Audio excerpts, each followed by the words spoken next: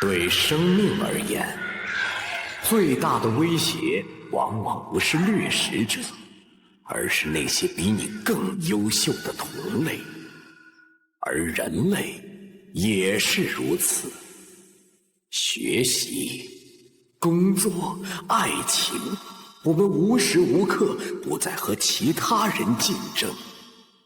那个实习生，他昨天又通宵加班了。他现在去老板办公室，不会是已经把项目完成了吧？哎呀，怎么办？他又来了，他又来了！刘总，稳住，稳住啊！不过是实习生而已，咱不怕他。实习生？那是来公司不到半年就踢掉3个主管、1个部门经理的怪物，能力、效率、人情世故都经营得密不透风，想为难他的家伙都迅速被踩分在地。表现甚至引起了董事会的特别注意，说不定哪天都要爬到我头上来了。但你说的对，我不怕他，我老刘也是一路杀上来的。现在我才是老板，我还能怕他一个毛头小子？就是。刘总，哼，进来吧，我来做工作报告。你不要过来呀！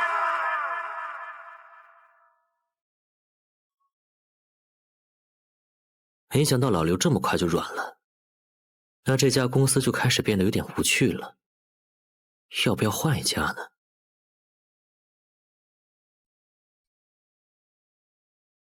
那这个舞台应该会很适合你。这是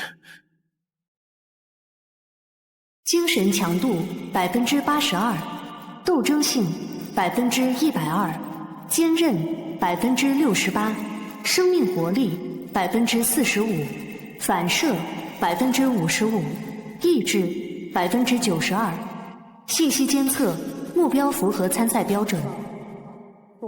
载入开始。怎么回事？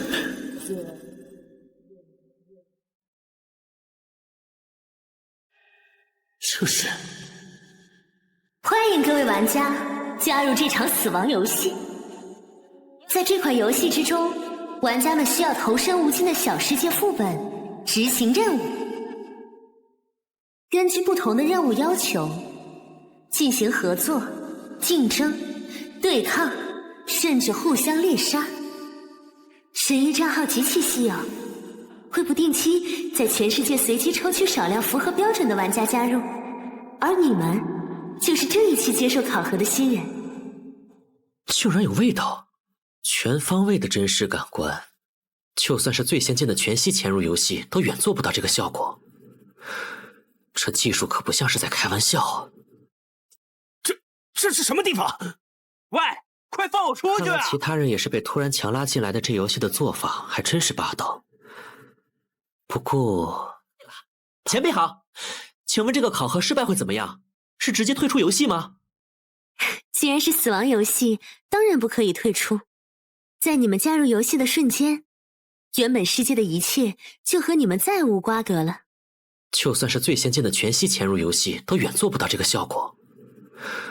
这技术可不像是在开玩笑。这是什么地方？喂，快放我出去啊！看来其他人也是被突然强拉进来的，这游戏的做法还真是霸道。不过，他刚才用了“考核”这个词。雨神姐姐，我可以提问吗？可以，而且我不是女神，是和你们一样的玩家。引导新人进行考核，就是我这次的任务。那您就是前辈了。前辈好，请问这个考核失败会怎么样？是直接退出游戏吗？既然是死亡游戏，当然不可以退出。在你们加入游戏的瞬间，原本世界的一切就和你们再无瓜葛了。玩家在副本的间隙，也只能返回自己的个人空间休息。你们的个人空间，也就是自己脚下的平台。哼，果然是这种设定。不过被囚禁在这么小的一个地方，这待遇也太惨了吧。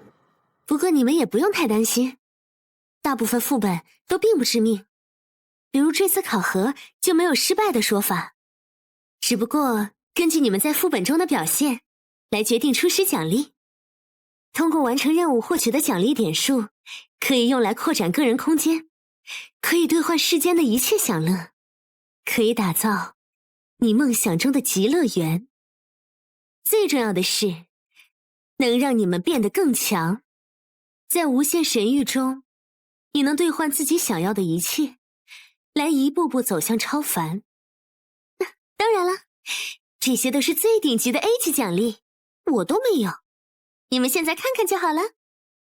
作为新人，你们现在只有3个随机的 F 能力作为新手礼包而已，其中技能、装备和道具各一，主要是用来帮助你们快速熟悉无限神域的战斗方式。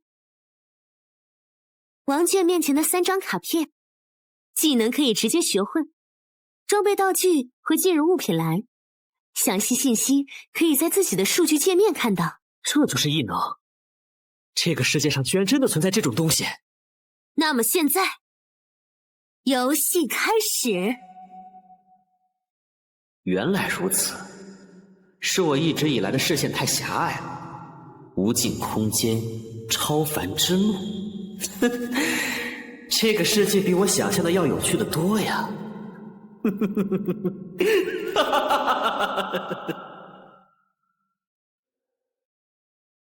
测试玩家 F233号，您已掉线。我这是回到现实了？说好了不能退出的死亡游戏呢？这玩意儿还能掉线的？难道我能把神域中的能力带回现实？灰羽大陆，一个充满了魔物的奇幻世界。你们是一群前来讨伐地精营地的新人冒险者，但被封闭退路的你们很快就明白了谁才是猎物。地精的搜捕队正在一步步压缩着你们逃亡的空间，将你们驱赶向地精领主的巢穴。新手考核副本：地精杀手，主线任务：讨伐地精营地。任务奖励：根据任务完成度可获得10到300的奖励点数。任务时限1小时。场地效果：注意跑毒。地精搜捕队会以稳定的速度向前推进战线，系统地图上会显示搜捕队位置，请玩家及时规避。增益状态：英勇青铜5。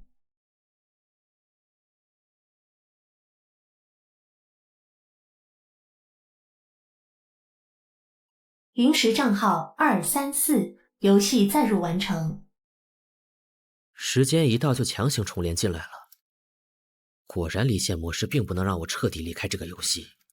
哎，小王，你借这些是要干嘛？甚至就连外界的随身物品居然都无法带进来，真是太过分了。因为掉线太久，那个搜捕队已经快到这里了。在这种游戏里，晚上线10分钟还真是要命。虽说继续离线苟到游戏结束也是个思路，但那样任务完成度就没法看了。小哥哥，快来呀，来和洒家一起快活呀！果然，既然是新手任务就不会太难。地精这种身高体重都如同小孩的怪物，人类只要克服对战斗的恐惧，就能凭借体型进行碾压。更不用说我这种专门接受过职业军人的格斗训练的高端人才。作为被我击杀的第一个小怪，放马过来吧！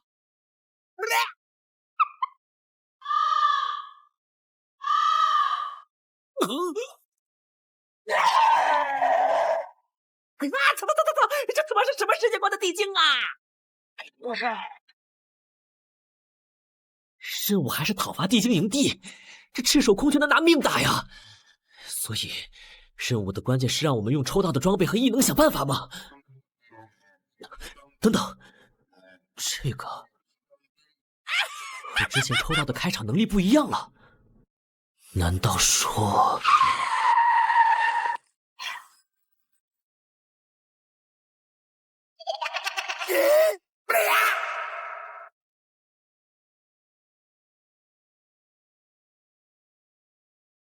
临时账号235，游戏载入完成。大概是因为离线的账号被视为死亡淘汰，但我本人又在不停的登录，重新接受考核，相当于又加入了一个新人。哼，这种 bug 估计只能在新手副本出现，错过了就再没这种好事了。活力激发，压制时机，难博障。既然如此，这种拼人品的抽卡游戏，加速服没存，刷个初始号不过吧？顺便刷一个完成度100%的完美开局。怎么样？现在能走了吗？谢谢，已经完全恢复了。这个绷带是你的道具吧？可你自己的伤怎么办？我们已经没有恢复道具了。无所谓，反正那个女人不是说了吗？一个能复活的狗屁游戏而已，死了算球，老子不在乎。问题是谁敢去试？谁敢去死一次试试？是不是真的可以在个人空间复活？有人去试了呀，一个人平地摔掉下悬崖，一个人在出生点躲到被毒圈吞掉。可惜他们都没法告诉我们自己目前的状态如何。何等愚蠢！明明是5人的新手副本，结果开场一死一送。突然被拉到这种游戏里，无法接受也是正常的吧。如果不是你们找到我，我可能也在原地发呆等死了。现在怎么办？打怪可以加任务进度是没错，但越往里面怪越扎堆，再打下去可能真的要死人了。问题的关键不在这里，是这个任务本身。说是讨伐，但不管是开场背景还是毒圈机制，整个感觉都更像是让我们求生，太违和了。啊？有吗？难道说找地方躲着熬过时限才是正解？该死该死该死！情报确实没有头绪。说到底，我们真的有必要为了那什么莫名其妙的任务去拼命吗？想想真他妈蠢。那你们说，我们真的再也回不去了吗？小心！来不及了！这是那个在出生点躲着找不到的玩家，他居然还活着！这样笔直往最深处冲，难道他发现了这个副本的正确解法了？不纠结生死，不瞻前顾后，既然身已在此，便是一往无前。这个男人的战斗意志是何等的炙热！原来他之前是故意让自己深入毒圈，收集情报，如此才能做出最正确的判断。这是怎样的胆魄与谋略？刚刚我看到他好像是临时账号1985王娟。清灵之血，风行卷轴和速度激发的组合果然强大，就是身体有点吃不消。要是撞墙上，估计会直接暴毙吧。哎呀，赶紧换掉。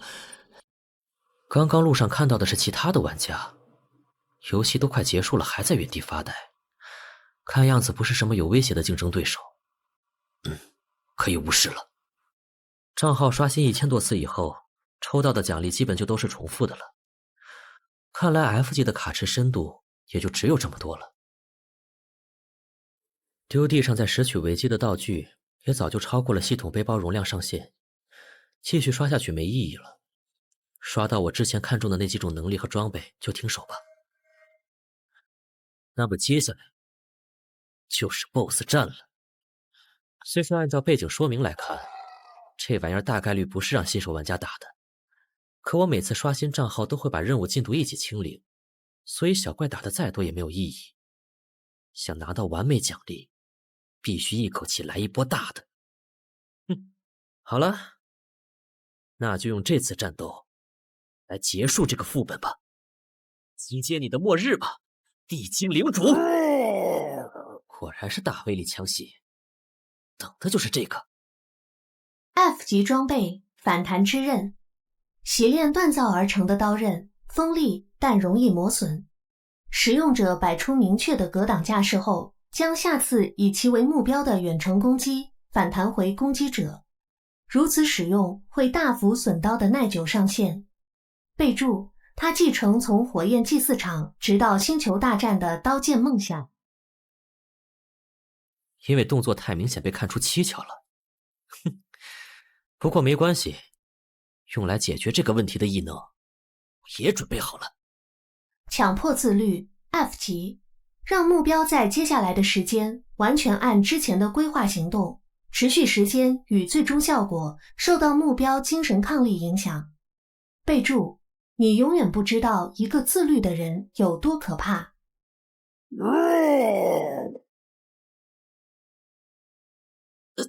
操，威力这么大的吗？弹反之后剩下的冲击力都差点把我震死，还好我消耗品多，一波打残。接下来就算用道具堆都堆死这个家伙。坚持住，兄弟！我们找到路就下来帮你。喂，是必须要打死这个 BOSS 才算通关吗？你是怎么判断出来的？等一下，你们不要过来！不用担心我们，无非一死而已。真男人是不会抛弃战友的。该死，必须速战速决！这些混蛋一定是来抢我的任务进度的。好友申请进入您的个人空间，同意。现在情况怎么样？已经在逼大龙了，估计能一波。谁问你这个啦？我是说你引导的那些新人啊。反正死不了，能有啥问题啊？100多人分在23个副本，现在应该都差不多结束了吧？唉，没人接的引导任务你抢着做，就算是为了奖励加5%的引导者称号，也没必要自己付费给每个新人买复活权限吧？做到这种程度，你说你图啥？突然被拉进游戏，能迅速适应的人毕竟是少数，大多数人还没弄清楚状况就死了，又没点数买复活，所以新人考核副本其实是死亡率最高的。大家都这么过来的，能帮一把就帮一把呗。反正没强化过的新人，复活费用10点一次而已，就算他们每个人都死一次，加起来也就1000多点而已嘛。大家都这么过来的，能帮一把就帮一把呗。反正没强化过的新人，复活费用10点一次而已，就算他们每个人都死一次，加起来也就1000多点而已嘛。你还没算为了引导新人有格调极限扩大的个人空间，看着有气势但根本没法助人的巴别塔，以及除了好看一无是处的花海特效。我喜欢漂亮外观有什么错吗？算了，你高兴就好。我来说问你30级进阶需要的地级灵装，你准备好了吗？没问题，我围了3万多点，肯定能拿下。剩余奖励点数2333。我的点数呢？我辛辛苦苦囤的那么多点数呢？新手任务复活开销28000点，你这次究竟引导了多少新人？而且还把复活都用掉了。我一定是在做梦，没事，死了就没事了。不要跳啊，你这样是摔不死的。任务完成，考核任务地精杀手，主线任务讨伐地精营地完成度100%，获得隐藏点数10。隐藏任务讨伐地精领主完成，获得奖励点数15，获得神谕礼盒乘1。果然杀 BOSS 是有额外奖励的，还好我维基的道具多，瞬间爆发够高。我怎么显示任务结束了？对呀，明明时间还没到啊！果然，这个 BOSS 才是破局的关键嘛！临时账号2795考核任务通过，即将回归个人空间。不过这个所谓的个人空间，也太寒酸了吧！玩家可以扩大自己的个人空间，每平米1点，还有无数家具装饰、景色外观可供购买，为您在无尽神域提供最舒适的居家体验。略过略过，我随时都能下线回家，怎么可能在这上面浪费宝贵的点数？当然是全部要用来将自己变得更强啊！话说该怎么强化？商城界面在哪里啊？引导者通讯接入，恭喜你成为无尽神域的正式玩家。那么由我来完成引导者最后一个任务，为你介绍空间的强化系统。出了一点点的小问题。总之，我先给你介绍一下奖励点数怎么使用吧。奖励点数是神域中的基础货币，它可以用来打造个人空间、购买生活用品、强化已经拥有的能力和装备，在有死亡惩罚的任务中兑换复活等等。最关键的是，能让你抽取礼盒获得更多的奖励。不过礼盒等级与人物等级挂钩，作为新人，你现在只能使用 F 级礼盒商城。这是盲盒抽卡，强化居然不能自由购买，这也太坑了吧！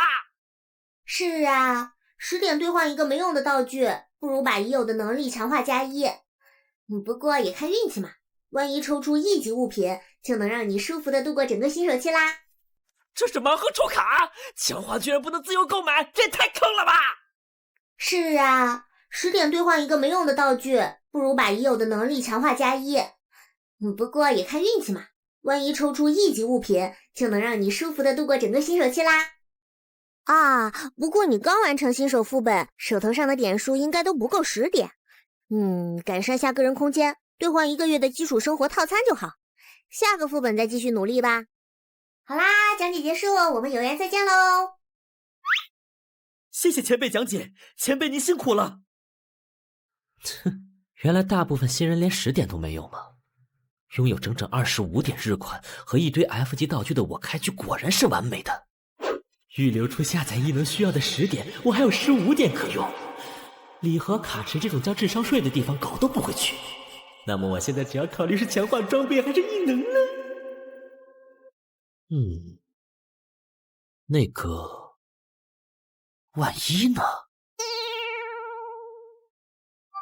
果然是坑啊！所以完成任务的神域礼盒也是这种坑爹货，对吧？等等，这个绿光石，1级装备还是3选1？发达了！特殊奖励，请选择其一获取。冷静，这是早期神器，选择一定要慎重。对了，我可以不选直接退出，等下次副本通知来了，看具体情况再说。玩家王卷，离线。注意，您需要在12小时内进入下一次副本。不知不觉都快中午了，不过拥有正式账号后依然能离线，这下彻底没顾虑了。老刘这是什么症状？小王啊，你刚刚是工作时间偷偷睡觉吧？刘总好，请问您找我有什么事儿吗？有事，当然有事了。这个该死的实习生总算被我抓到破绽了，今天就让我好好教育一下什么是人间险恶。刘总，干嘛？没看到我在忙吗？秘书姐姐，我们在忙哦。可是总公司的领导突然来视察，来了好多人，已经到门口了。切，算你运气好。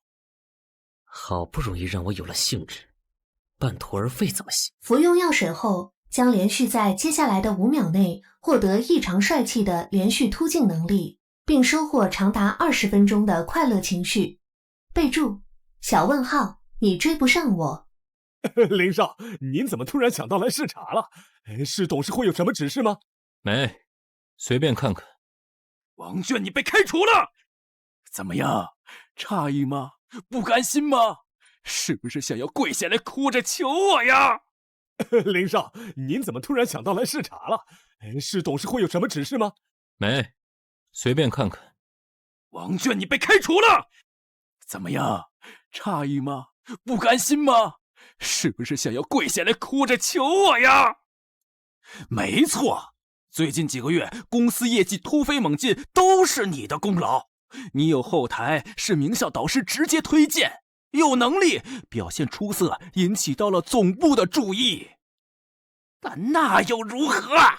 我告诉你，我刘猛能摸爬滚打到如今的位置，靠的就是欺上瞒下。你的大部分业绩都被划到我的名下了，现在你被我抓到一点把柄，我就能让你合情合理的从这里消失。无论是你的导师，还是总公司那些蠢货，我都能让他们无话可说，因为在这里只有我说了算。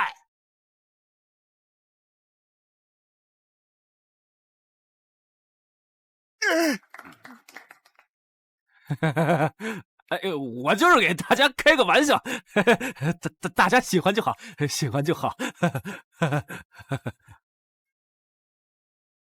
走，已经没事了。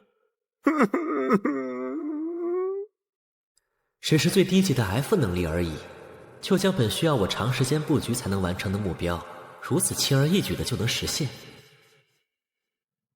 按照我之前的规划，接下来就是笼络人心、飙升业绩。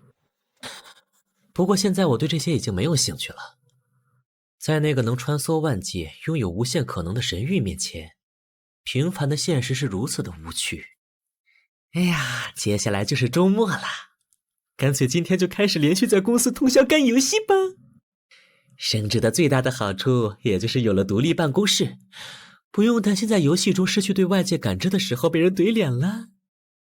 也不知道那些不能从游戏出来的家伙，在现实中是怎么样的。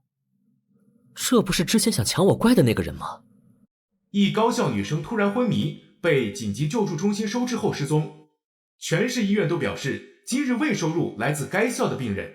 抱歉，该视频内容不存在或无效，请您观看其他视频。等一下，你们不能进去，王总他已经下班回去了。这下连现实都变得有趣了。无尽神域在现实世界之中居然也有相关人员，而且还在对进入游戏的玩家下手。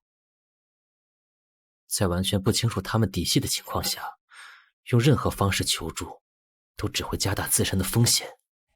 无尽神域在现实世界之中居然也有相关人员，而且还在对进入游戏的玩家下手。在完全不清楚他们底细的情况下，用任何方式求助都只会加大自身的风险。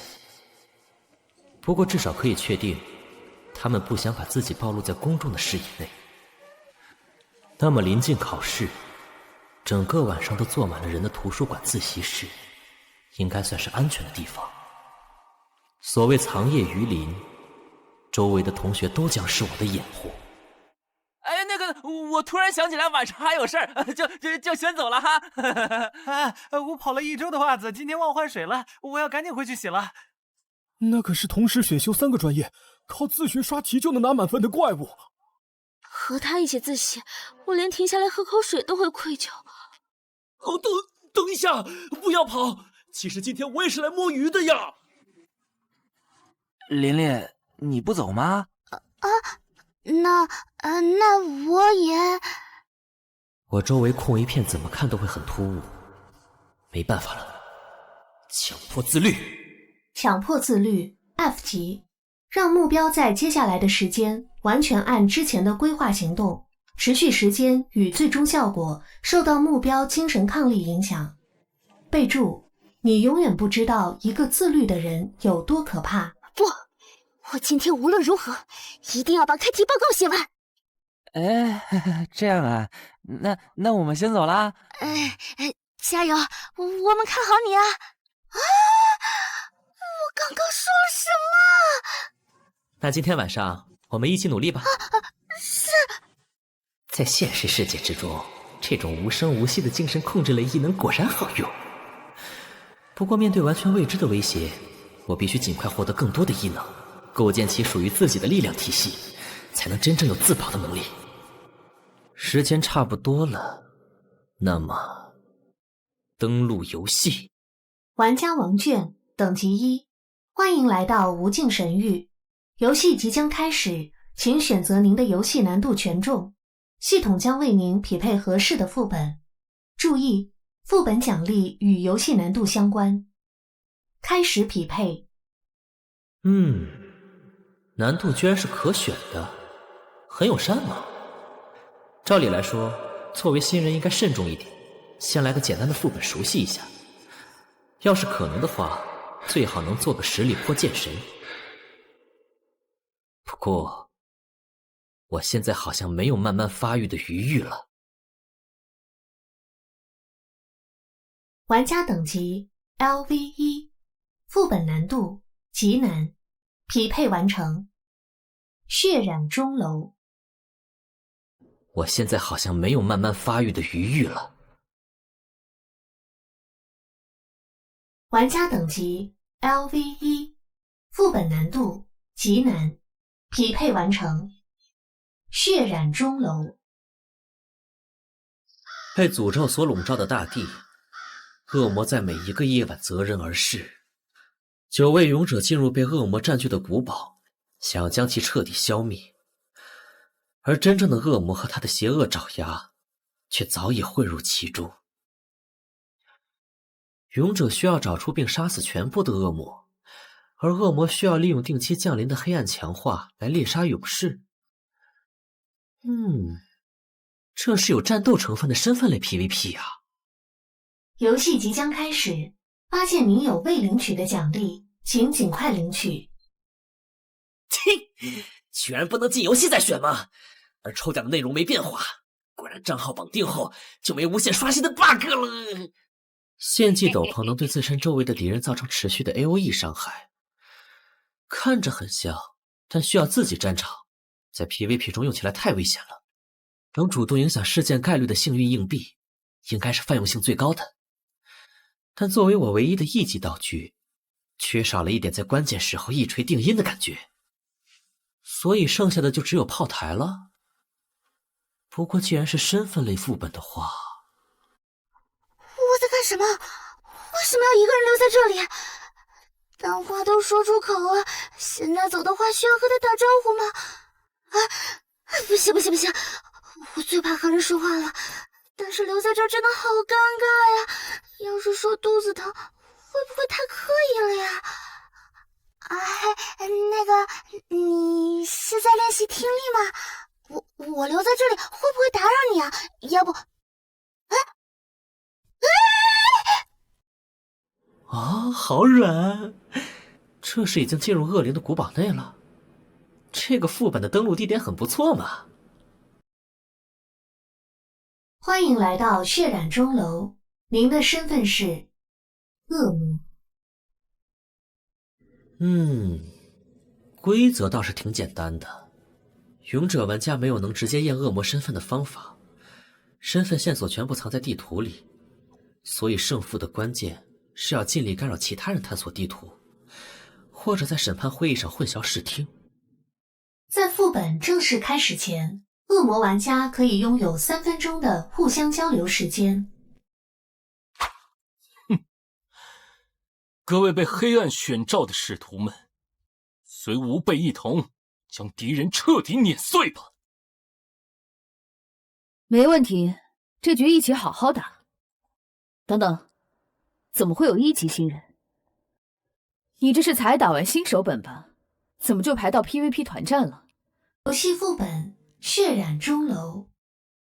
血染钟楼为阵营对抗副本，本次副本共有9名玩家参与，勇者阵营6人，恶魔阵营3人。恶魔阵营主线任务：阵营胜利，在本阵营至少有1人存活的前提下，将全部勇者淘汰出局。任务奖励：胜利阵营全体玩家都可获得50奖励点。失败惩罚：失败阵营全体玩家都将扣除50奖励点。支线任务：自身存活，奖励 F 级异能礼盒。击杀得分，击杀其他玩家可获得10奖励点。副本探索，每 20% 探索度可获得10奖励点。副本规则：血月与金钟。每次整点钟声敲响后，副本世界将进入10分钟的血月阶段。在血月阶段，勇者玩家将会被剥夺视觉与听觉及其全部相关能力。在血月阶段，恶魔玩家的战力将会获得大幅强化。每次血月结束之后，位于钟楼顶端的审判金钟将被充能，玩家们可以在此召开金钟会议进行审判投票。任何人敲响审判金钟，都可以将在金钟会议中被投票最多的玩家直接淘汰出局。整个钟楼充满了关于魔界力量的秘密，其中包括恶魔玩家的身份线索，让恶魔玩家在副本中得到强化的道具，可以带离副本的特殊奖励，请各位玩家积极探索。规则倒是挺简单的。勇者玩家没有能直接验恶魔身份的方法，身份线索全部藏在地图里，所以胜负的关键是要尽力干扰其他人探索地图，或者在审判会议上混淆视听。在副本正式开始前，恶魔玩家可以拥有3分钟的互相交流时间。各位被黑暗选召的使徒们，随吾辈一同将敌人彻底碾碎吧！没问题，这局一起好好打。等等，怎么会有1级新人？你这是才打完新手本吧？怎么就排到 PVP 团战了？一般来说，我们匹配到的人至少是7级啊。不好意思啊，我直接选了最高难度，还以为是提升任务难度什么的，没想到的居然是排到高级房。你这胆子也忒大了，直接排高级本确实奖励更多，但失败惩罚也更重啊！你作为新人根本不可能承担得起。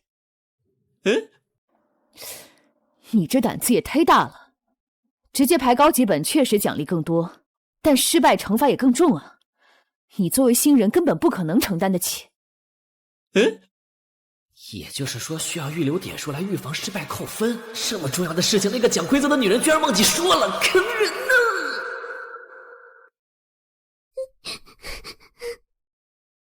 算你小子运气好，这局姐姐带你飞好了。不是我吹，10级玩家在这个分段就是绝对的大佬。也好，那就赐予你与吾辈一同胜利的荣耀吧。那就拜托2位大佬了，我一定努力不拖你们后腿。态度不错，一看你小子就是能当高手的人。时间紧迫，我们先共享下自己这边能看到的情报。吾所在之地充满了禁忌的藏书，军队吾等不用，吾稍后会全部回去，避免落入他人手中。地面敲击声空洞，因位于此楼高层。我在刑讯室，大门现在打不开，窗户外面可以看到远处的岩石墙壁和回廊。这个钟楼内部应该是中空的结构。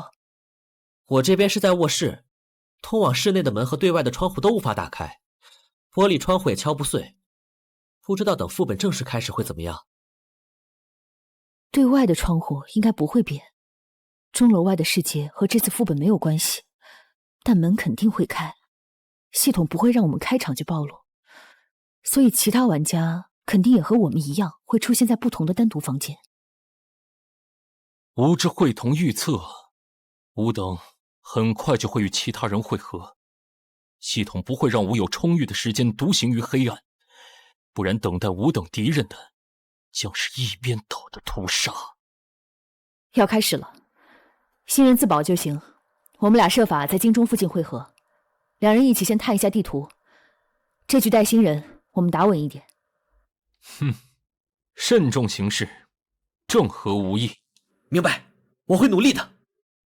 高端局果然不一样，这2个家伙理智、高效、目的明确，而且非常谨慎，感觉很靠谱哦。沟通时间一结束，门就开了，也就是说，其他玩家也进场了。外面的走廊就是之前徐姐看到的。1级，果然和他们推测的一样，其他玩家从房间里出来就能看到。我这个新手只要小心隐藏好自己就行了。反正看2位大佬理智慎重的样子，这局等躺赢了。4柱光临，太慢了，快去帮忙！开场杀人的肯定是恶魔，坚持住，我们来了！地狱的黑夜将荡平世间的一切。快去帮忙！开场杀人的肯定是恶魔！坚持住，我们来了！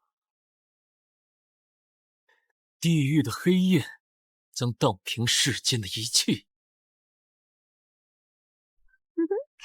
中二病，看来这局又是我赢了。看来到此为止了，真是一场精彩的战斗啊！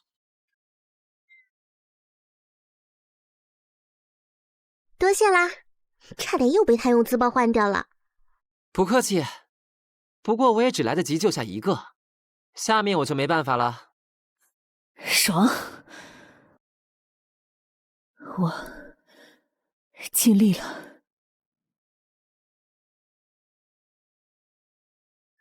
玩家刘胜军被淘汰，身份为恶魔；玩家何小天被淘汰，身份为勇者；玩家徐淼被淘汰，身份为恶魔。刚刚发生了什么？啊，是你啊！我们在新手副本遇见过。没想到又见面了。是那个想抢我怪的没素质的女人。哎，等下，她的等级居然是2级，乍一看只比我高1级，但也可以说是等级比我高整整1个倍。明明是同时进入，我居然落后了。难道是在我下线的时候，她在个人空间寻找到了锻炼的方法，还是说发现了我不了解的规则，又或者是用无耻的手段贿赂了引导者，将自己伪装成人畜无害的样子，然后在暗处不择手段的拼命变强。这个女人真是个可怕的对手。你才1级居然就排进了团战副本。又来了，她是准备要嘲笑我吗？可恶！啊，一定是和我一样抽到了随机入场券吧，让玩家进行额外副本的道具。上面的说明是在等级低的时候特别容易抽到的奖励。如果不是我一个人待在个人空间太害怕了，根本不会想用它。原来还有这种好东西，等级越低越容易抽到，这简直就是专门用来给新人补等级的神器啊！唉，我这张入场券可以用3次，问题是副本难度完全随机。前一次是简单的解谜副本，在一个好心前辈的帮助下过关了。这次随机到极难，我还紧张了半天，唉，结果对手开场就死的差不多了。我们运气真好。是啊，我们运气真好。真是倒霉，这局跟和天排到一队了。这次随机到极难，我还紧张了半天，唉，结果对手开场就死的差不多了。我们运气真好。是啊，我们运气真好。真是倒霉，这局跟和天排到一队。我知道他哎，是那个每次副本都会带着全队把探索度刷满拿隐藏奖励的大佬。以为能有额外的收获呢，没想到他开场就被换掉了。我之前跟他合作过一次，他的那探索者称号拥有能指出剧情关键点的场景能力，放在这种身份类团战里，基本就是指出恶魔玩家的身份了。所以苗姐才在发现他的瞬间就不顾一切的出手了。原来是这样啊！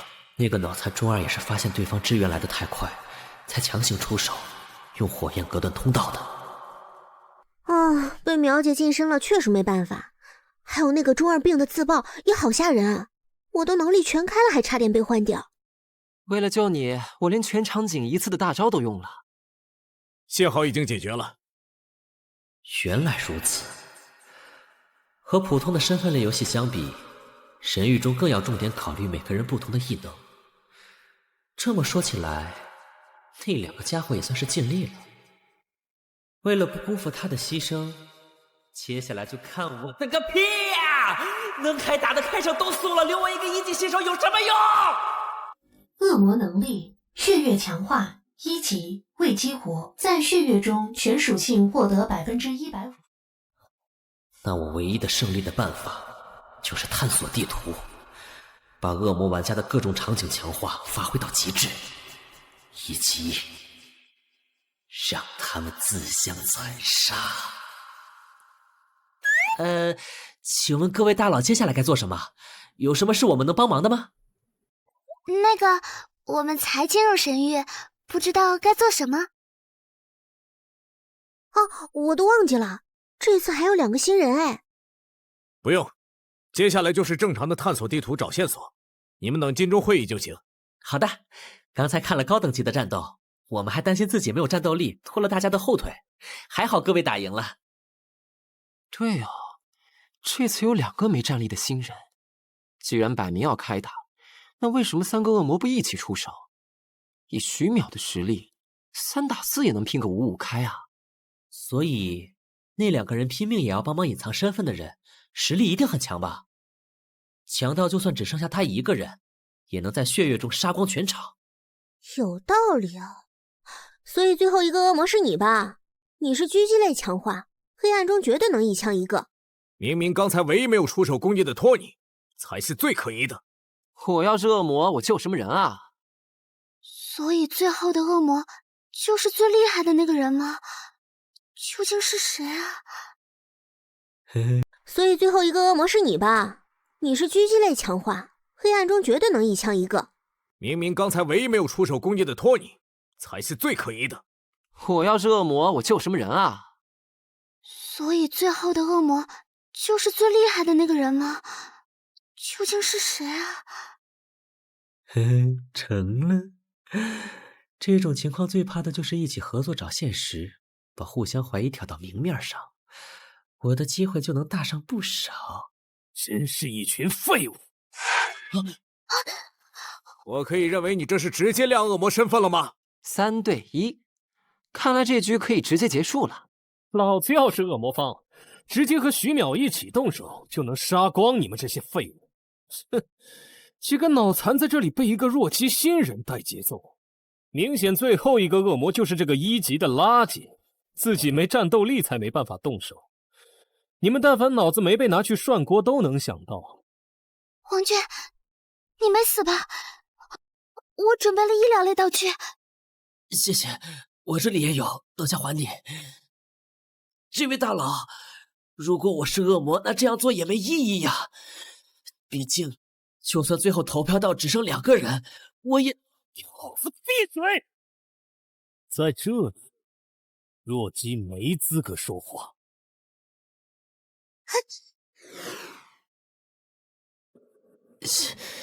谢谢。该死，这种力量上的压制，实力不够根本就没操控的空间。不过这家伙为什么不直接干掉我？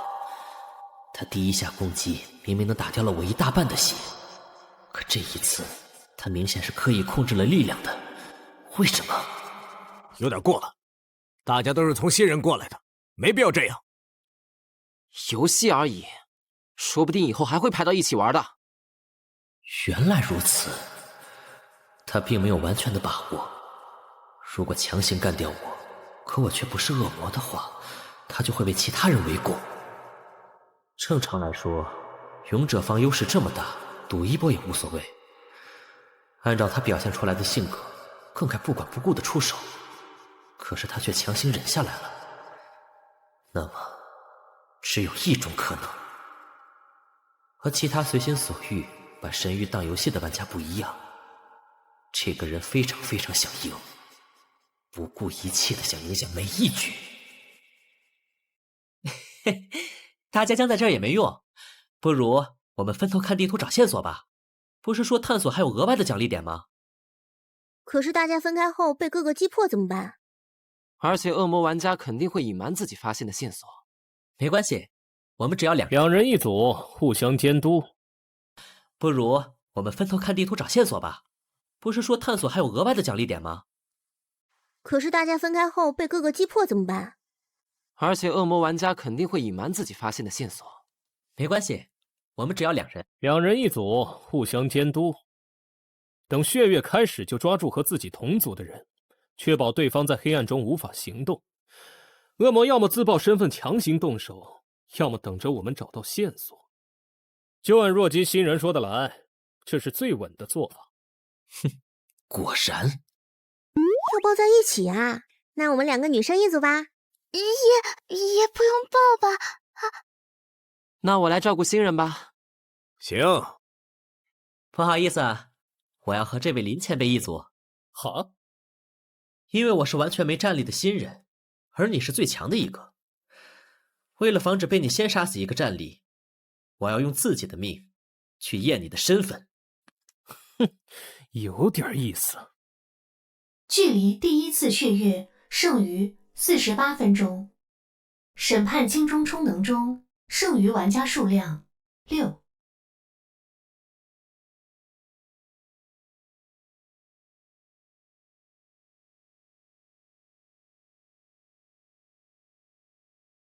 这是被那个中二病烧掉的吧？好可惜啊！图书馆这种地方，怎么想都会有很多线索。那个前辈啊，规则说让我们找恶魔身份的线索，那会是什么啊？直接给我们人名吗？姐姐，你看上去年龄比我大吧？直接叫我毛毛就行。其实我也才经历了10几个副本而已。不用这么紧张，刚进入无尽神域确实会不习惯，但时间长了你就会发现，不过是个特别厉害的全息游戏而已。反正也出不去，玩就好啦。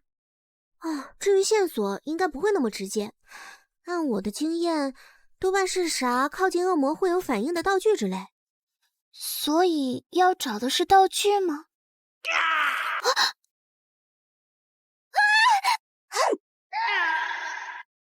原来这个副本有怪的，好像是作为陷阱之类的，隐藏在各种地方。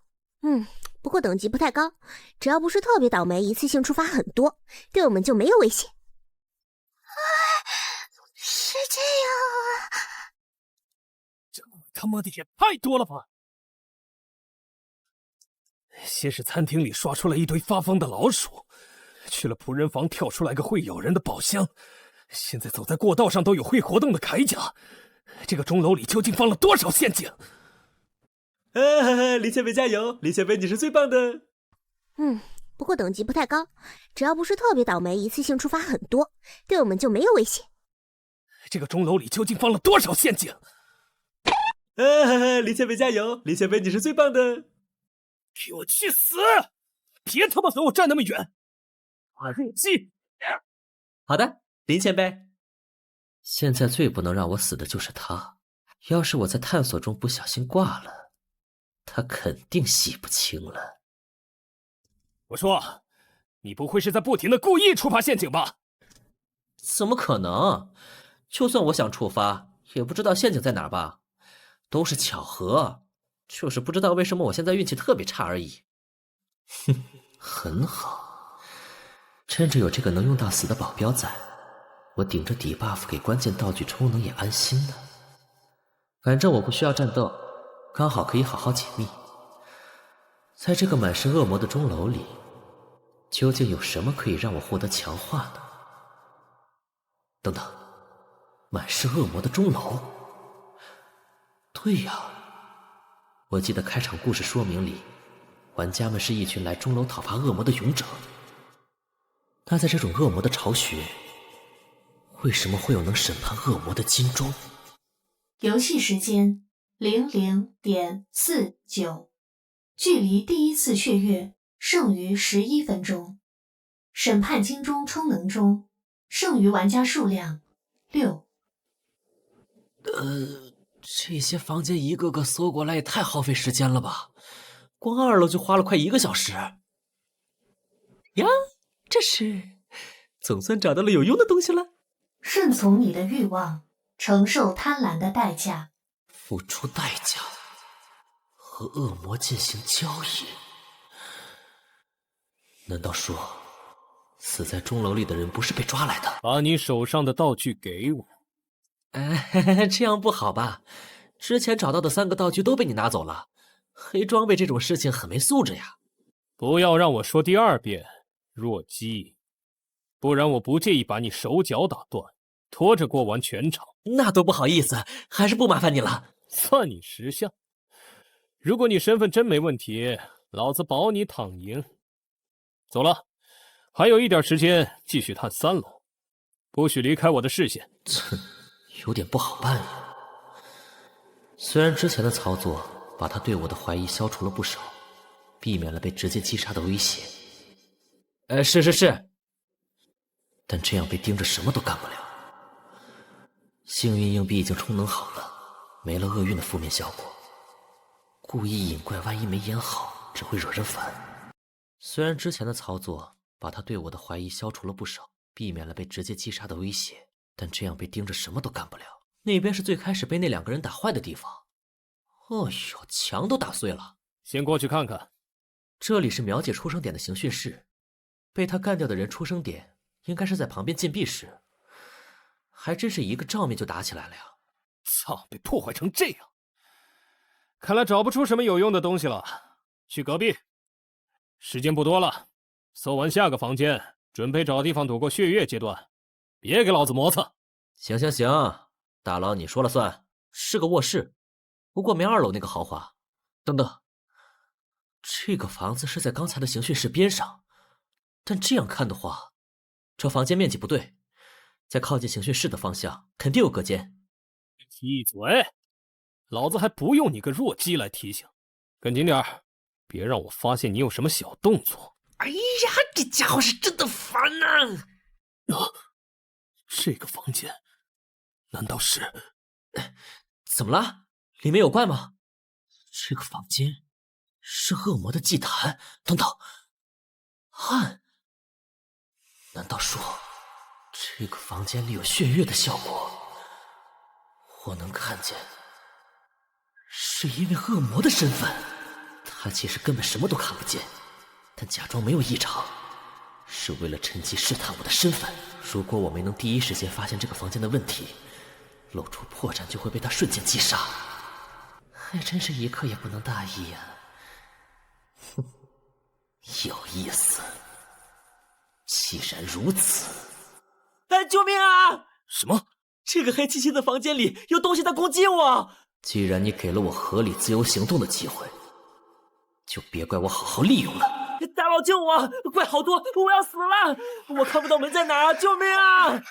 若曦，看不见就别他妈的乱跑，往门口来！总算到手了一个可以用的道具。骚！阎魔，摆烂他们！可算有光亮了，谢谢大佬救我。再乱引怪，害老子浪费技能，老子就弄死你！房间太暗了，我一下就慌了。要是大佬您提前提醒我一下的话……废物！毕竟我是新人嘛，菜一点也没办法。是去探1楼的2个人，要和他们打招呼吗？不用，马上就要血月了，要和其他组保持距离。我们也赶紧找个地方躲过这一波再说。没错，是要找个好地方。充能完毕。行了，就在这里。通往禁闭室的门锁上后，多少可以拖延点时间。真遇到袭击，不管是撤离还是居守看守室，都是个不错的地方。这个角度不错，确实是个好地方。哎呀，林大佬啊，您说其他2组现在应该就躲在对面房间里了吧？老子怎么知道？不过看他们之前的位置，如果脑子正常，应该不会快血月了还到处乱跑。确实只能判断个大致的位置，看来剩下的就只能交给运气了。那就选在这里开场吧。若曦，你他妈在外面磨磨蹭蹭的等着吃屎啊！这不是让大佬您先确定下房间安全吗？免得又和刚才的暗示一样，满地都是恶魔法阵。你为什么能看到？刚才触发的陷阱是法阵。猜的！操，这他妈的反应也太快了！强迫自律。强迫自律 F 级，让目标在接下来的时间完全按之前的规划行动，持续时间与最终效果受到目标精神抗力影响。备注：你永远不知道一个自律的人有多可怕。异能延时心智 ，F 级异能，这种垃圾东西也敢拿出来对付我？你这种弱鸡，没有继续挣扎的意义。所以是真正的恶魔玩家在指挥你，他给了你其他好处，你能借助之前的暗示联络。说，你是谁养的狗？去死！眼枪投射。在知道法师和狙击手一组后，作为刺客的妹子立刻就选择了封闭的4楼以上区域。走，我们去楼上，下面就拜托你们啦。而李耀却完全没有拒绝在有走廊容易被远距离袭击的2、3楼活动。他果然也有很强的远程攻击能力。该死！勇者陷入黑暗，恶魔得到强化。总算赶上了，全部布局完成，接下来就交给运气吧。幸运币多活，装备反弹之刃。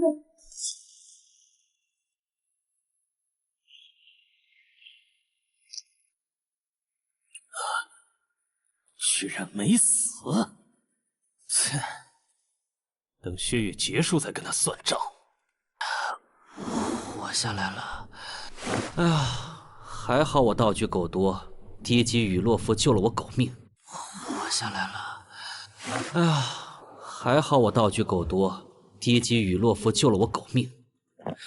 选择带幸运币，本来是希望在这种身份局投票的时候改变局势的，不过现在看来，作用或许比我想的更大。我已经制造出了成功可能性。希望刚才那一瞬间，运气真能让事情朝着最有利我的方向发展。小心，我们被攻击了！哎，哪里？什么？是岩柱！果然，最后那个恶魔是灵药。安静，幻路先生。黑暗中，我们没办法和他对抗。为了避免误伤我这个无辜的路人，接下来我要暂时退出这片混乱的舞台。剧情道具：恶魔法典。发现地层，地图探索度加20%。趁这个时间，好好挖掘下副本中的剧情奖励吧。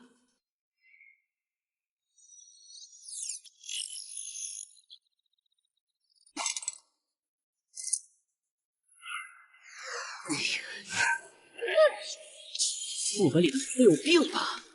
之前的泥巴骷髅就算了，一个恶魔也来偷袭我一个手无寸铁的恶魔玩家。难道是因为就算我刻意遮挡了自己的帅脸，也掩盖不了自己温和善良的气质？这些怪也太以貌取人了吧！这脑残副本连个敌我识别都没有，要不是我仗着血月状态的力量加持，硬是把这套装饰铠甲穿过来了。光靠 F 级道具还真冲不进来。哦，血月结束，属性强化的 buff 没了。还好需要打的怪已经清完了，如果一切顺利的话，地面上现在已经打成一团了，应该不会有人想起我这个在安心挖掘剧情的无辜路人。不过，就算成功让其他玩家内服，我依然有无法逾越的难题，实力不足。这个副本的规则是必须将勇士玩家全部淘汰，最后想要胜利，我至少需要能单挑干掉一个人。在血月的 buff 下，我借助这套笨重的铠甲和之前储备的大量 F 级消耗品，打 PVE 刷下没脑子的地图怪什么的还可以，但用这套打法去对付其他玩家就是找死。那些老硬币有1万种方法玩死，所以通往胜利的唯一方法就是想办法从副本剧情中获得尽可能多的强化。任务物品上说地点应该就是这里了，那么契约重现。我等愿为您效力，我们将杀死其他同行者，来向地狱展现忠诚。这个道具触发后，居然一次性暴露全部恶魔玩家的身份，还好是藏在暗室里，这要是被勇者方拿到还得了？你们最主要的任务是将污秽之血涂抹到审判金钟上，成功后我会赋予你们一次召唤血月的机会，在这次血月下，你们的力量会得到额外的强化。这是触发支线任务了。找机会污染金钟，换取一次主动的血月，听上去还算不错，但是我拒绝。人类准备好迎接死亡了吗？这是背叛我的代价。出现了，这游戏的副本果然能深挖。这整个塔楼都是您的领地，污秽之血看上去也准备良久。您想要毁掉那个金钟易如反掌，但却要为此上演勇士讨伐恶魔这样繁杂的戏，不真正为给您效力的人恶魔的身份，甚至连塔楼内的其他恶魔都会一视同仁的进行攻击。这种偷找外包又不签合同的做法，明显就是为了最后好甩锅。属下猜这个金钟属于一个您惹不起的大人物。属下再大胆的假设一下，这位大人物是您的上级。你很聪明，但就算你猜对了，又如何？根据在钟楼内各种线索推测，这里原本生活着你的属下，用各种灵活的方式与人类签订契约，为您收取他们的灵魂。因为审判金钟的存在，这个经营良好的网点被迫停业了，所以您才想将其清除。没错，原本为我主持钟楼的眷族都被那些无耻的违约者用金钟清除。其实您完全不需要用如此落后的方式获取灵魂，只要抓准自己的差异化赛道，加强对势能积累的简单复用，实现价值的转化，就能通过特有抓手找到自己擅长的垂直领域，开拓独属于您的蓝海领域。简单来说，就是属下有办法为您获取更多的灵魂。重新自我介绍一下，王倦，从业以来得到每一任老板高度认可的优秀下属。您只要提出目标，我就能为您带来成果，而您只需提供一点点微不足道的投资而已。很有理，人类，你想要获得什么？人类，你想要获得什么？更多力量，还是地狱的爵位？只要你工作足够出色的话，在没有成果之前，怎么好意思谈报酬呢？属下是出于工作需要，是为了更好的为您服务，想请您帮忙引荐一下那位立下金钟的大人物。要签契约，当然要找最强的那个。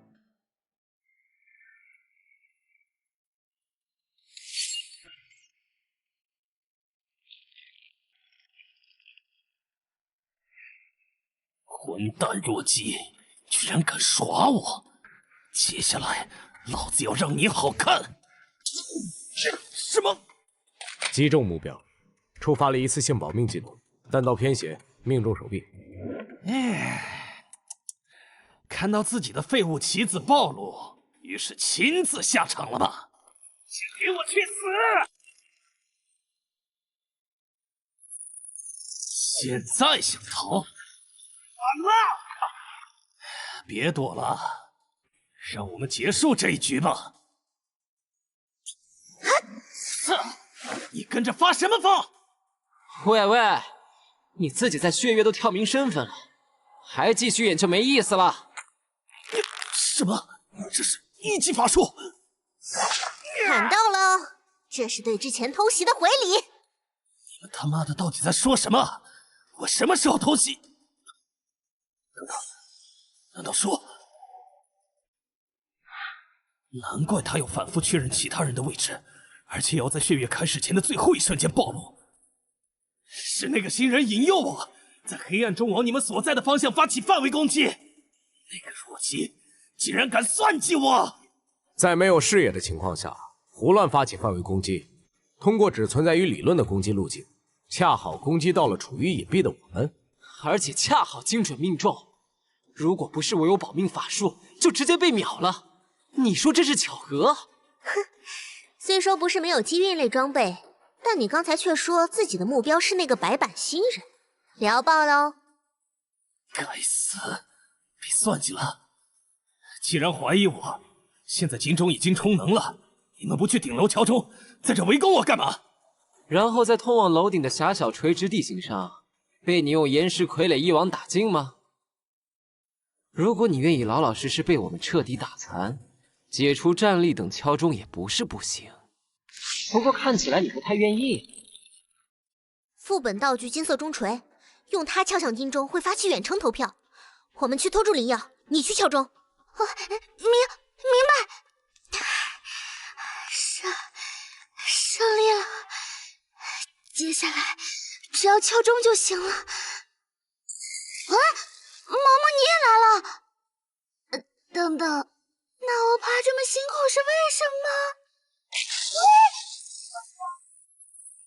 身份是勇者，玩家脱离淘汰。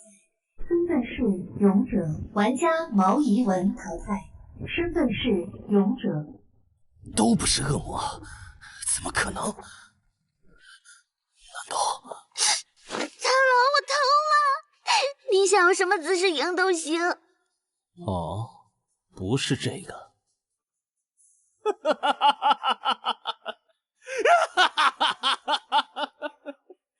原来是这样，是我小看你了，王健。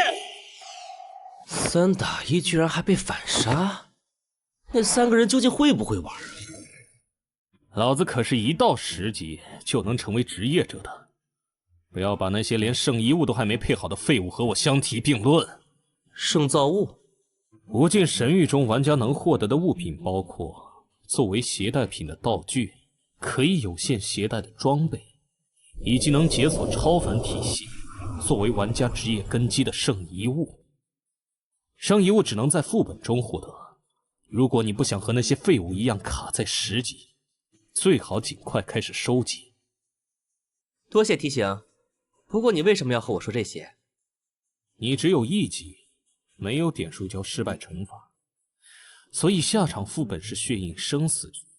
不过对你来说都是小意思，期待下次和你碰面，然后再次被我碾碎。胡耀说的你好像赢了一样。哼，在你能利用的棋子被我清理干净的时候，这场游戏就已经结束。就算我现在生命不足3%，也不是你能对抗的。如果我现在敲钟对你进行审判，你也会瞬间击杀羽山，来确保无法构成多数票。如果我现在敲钟对你进行审判，你也会瞬间击杀羽山，来确保无法构成多数票。没错，而且你真的要把希望赌在这个傻妞头谁吗？现在什么情况？为啥灵药来了？究竟谁是恶魔？当然不会，那样的话我辛苦这么久不就白忙了？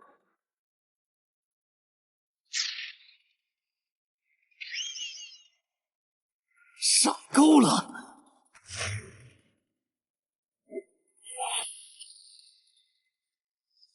血月降临。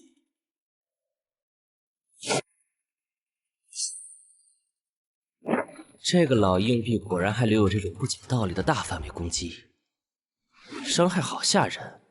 还好我假装莽一波，在最后一瞬间突然开血月，把他的大招都骗出来了。刚才那应该就是他最后的底牌了。不过以他的个性，应该继续维持高强度范围攻击，彻底弄死我，而不是趁机在地上布满碎石，利用响动来探测我的位置这种小手段。就算还有后手也没关系，接下来的10分钟足够得到强化的我把它一层一层扒光了。啊！我被攻击了，这家伙下的手，什么手？不对，生命值没变化，这个血迹，还有这种清晰的疼痛感，难道是我现实中的身体受伤了？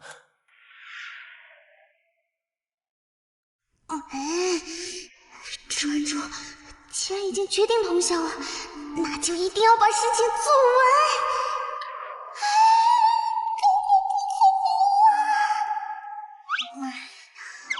真是的，都1个多小时了，这个家伙究竟是怎么回事啊？哟，你居然还敢来图书馆啊！而且看上去和新男人玩得很开心嘛。什么新男人？你是谁啊？薛婉，上次你去教导处举报，害我被处分了。哼，不就是拿了丢桌上的破耳机吗？这个贱人居然跑去教导处找，还差点报警。啊，对不起，我不知道，而且那个耳机是我占座的，给你添麻烦了。消消气，宝贝儿。龙哥，我这不是答应来帮你出气了吗？谢谢老哥，你果然最疼我了。哼，不就是拿了丢车上的破耳机吗？这个贱人居然跑去教导处长，还差点报警。消消气，宝贝儿。啊，对不起，我不知道，而且那个耳机是我占座的，给你添麻烦了。龙哥，我这不是答应来帮你出气了吗？谢谢老哥，你果然最疼我了。你要干什么？别怕，我不打女人，所以。王俊，你没事吧？王俊，怎么回事？我不是陪你来讲道理的吗？怎么打起来了？哇，老公好帅！老公，快继续揍他呀！喂，兄弟，你怎么样？确认目标持续深睡中，之前的移动应该是信号错误。准备伪装介入，收容开始。救护车来了，怎么回事？有人在图书馆里打架哎，听说是争风吃醋哎。啊，你确定吗？怎么看着不太像啊？兄弟，你一定要挺住啊！救护车来得好快，他应该会没事的吧？啊，可我才刚刚挂电话呀。退后，你影响到我们收治病人了。啊，不好意思啊，医生，您一定要救救他呀！那个救护车要人陪同的吧？我和他一起去。上车。该死，现实中是什么情况？这种时候还管什么任务啊？当然是，不对，冷静一下。我现在在学校图书馆，正常情况下不会有什么危险，受伤顶多是发生了意外，比如摔倒什么的。最大的危险来自那群人，但看他们的样子，应该不会在图书馆这么瞩目的地方太高调。身体没有受到进一步伤害，现在强行退出，如果发现是意外，就是虚惊一场，点数被扣光，游戏里的发育被打断节奏，只会让情况变得更加危险。所以我现在要做的事情很明显，不惜代价，以最快的速度干掉他，结束这个副本，结束这个副本。尊敬的九域领主拜尔提亚，我王卷遵从契约，换取您的眷顾。契约兑现，记住你的承诺。天亮了。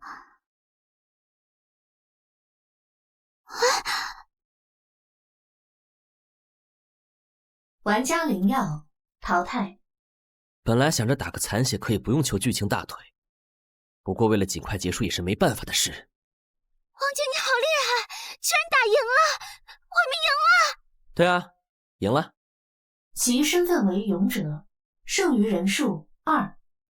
审判金钟失效。啊！强迫自律。动不了，他要对我做什么？那么下次排到一局再见了。原地卡死，他刚才居然真的什么都没想吗？啊，总算结束了。不过等下还要回个人空间兑换奖励，做好准备，以防现实中真有危险。毕竟我才1级，连任务失败惩罚的50点都拿不出，你就当照顾新手了。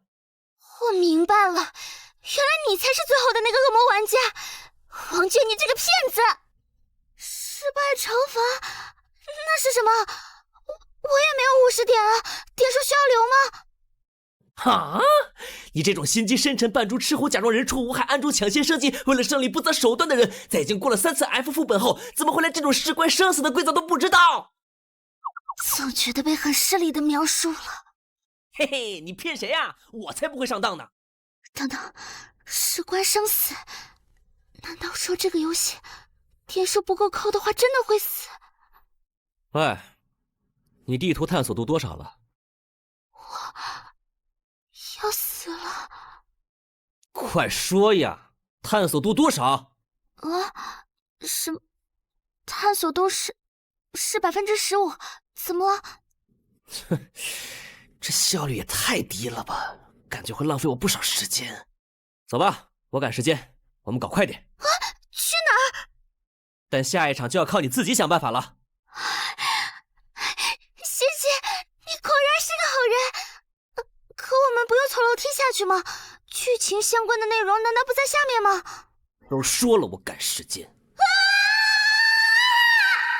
明明是自己不惜献祭亲人召唤恶魔，也要立下的契约，得到力量之后，却说是被恶魔蛊惑，大义凛然的前来讨伐。人类还是这样的不可理喻。恶魔，那要试着和我做个交易吗？哦，虽然我不认为已经是祭品的你能拿出什么，不过听听也无妨。你想要什么？复仇、力量，还是自由？我要将你们这些恶魔驱逐出这个世界。你向恶魔许愿，获得驱逐恶魔的力量，有趣。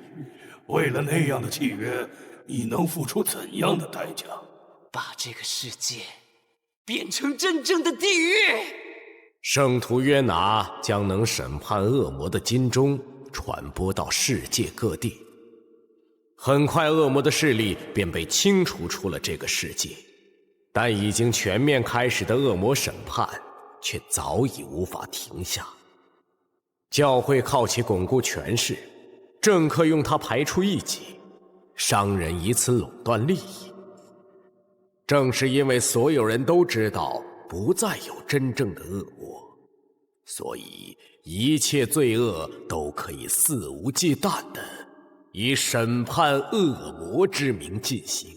人类相互猜忌，彼此提防，战争与屠杀最终将整个世界吞没。讽刺的是，恶魔信仰反而卷土重来，甚至占据了用来审判恶魔的钟楼。但对于残存的人类来说已经无所谓了，毕竟真正的恶魔在人心之中。这就是你一定要把我从天台丢下去，摔成残血再一起跑地图的原因吗？怎么会，都是为了赶路而已，你不要多想啊。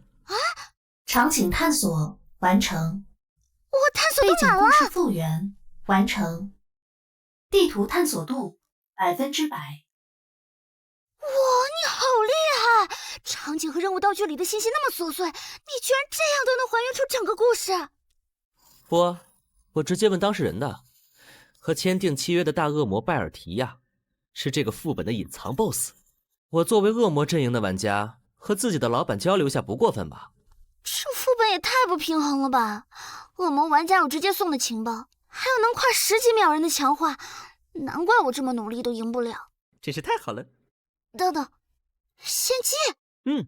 献祭。就算要淘汰这种死法也太奇怪了！我建议这个玩家羽山淘汰，其身份为勇者。团战副本渲染钟楼任务结束，胜利方为恶魔。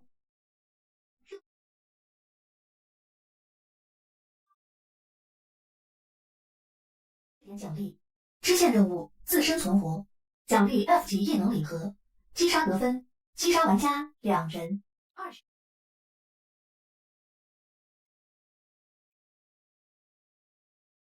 玩家等级提升为2级。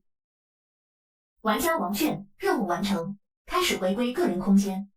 副本道具恶魔法典已移除，副本状态恶魔契约已清除。果然副本里的东西不能带回来，签订契约后灵魂的束缚感也完全消失了。如果不是要护着雨山把地图跑一遍，我连最后那一次献祭都可以赖掉的。反正恶魔那边对于投资对象卷款跑路这种事，应该也已经习惯了吧。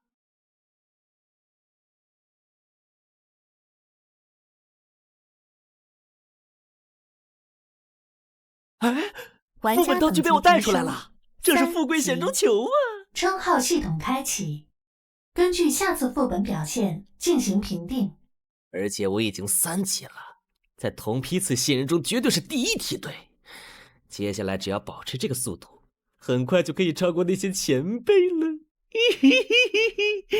那些偷偷努力的混蛋休想超过我！冷静冷静，副本的事情后面再想。现在的麻烦是现实，之后我没继续受到伤害，刚刚应该只是意外吧？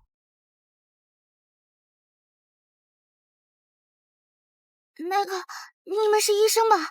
他这个样子不需要处理吗？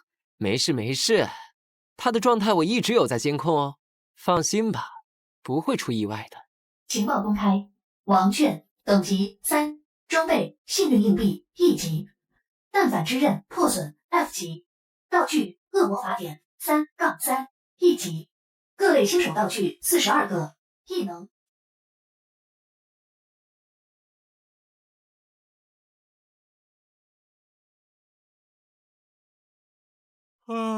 目标成功回收，之后填写报告的事就拜托你了，希拉姐。太慢了，同一批次的其他样本，总部都已经派人来运走了，而且还带了个赠品回来。你是嫌后勤部门不够忙吗？没办法，目标移动了一次位置，之后所在地的安保等级有点高，事先没准备的情况下，我能不引起骚动已经很努力了。移动？什么意思？不知道，估计是被人带走了，或者是探测器故障，一开始就显示错地方了。有趣，反正下次总部回收要等1个月后，不如就趁这个时间，让我好好研究一下。刚好这个小家伙看上去还蛮可爱的，应该能给我带来不少乐趣吧。对啦，报告别忘啦。知道啦，要是不及时上传，老头子又要唠叨了。那你倒是自己写啊！我操，这下麻烦大了！我才刚刚进入游戏，正常来说不是应该给我时间狗发育吗？怎么一局出来就发现自己被人一波带走了？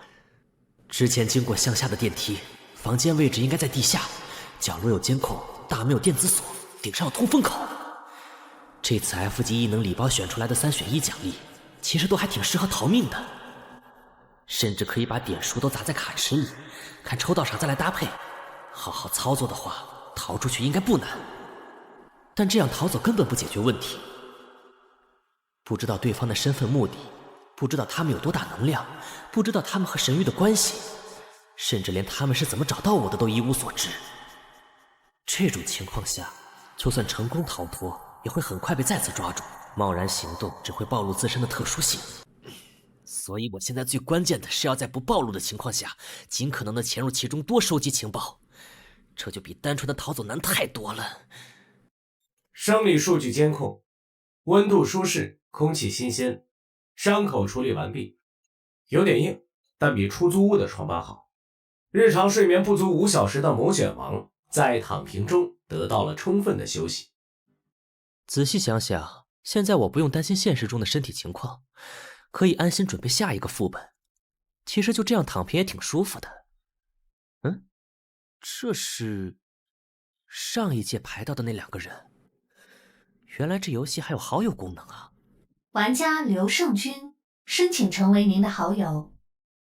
对不起啊，当时情况比较突然，那个叫何小天的有很强的预知类能力，不把他解决掉，我们根本没法玩。我指望突然动手能多换掉几个，结果没成。不好意思啊，把你坑进血印了。新人，你被吾辈那受到召唤诅咒的命运所牵连，将要面临血印的试炼。但无需惶恐，无需担忧，因为吾辈乃是无数次身负血印、无数次跨越生死之人。虽然因为神域的法则，吾辈无法亲自降临到你身边，但我意志与决心将会与你同在。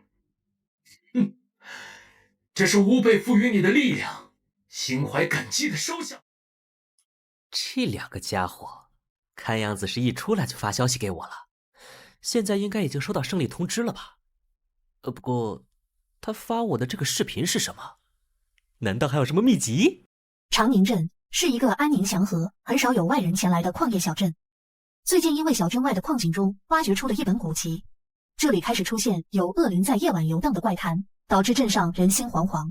考古学者罗德教授委托了5位最专业的调查员前来镇上调查真相，平息镇上的流言。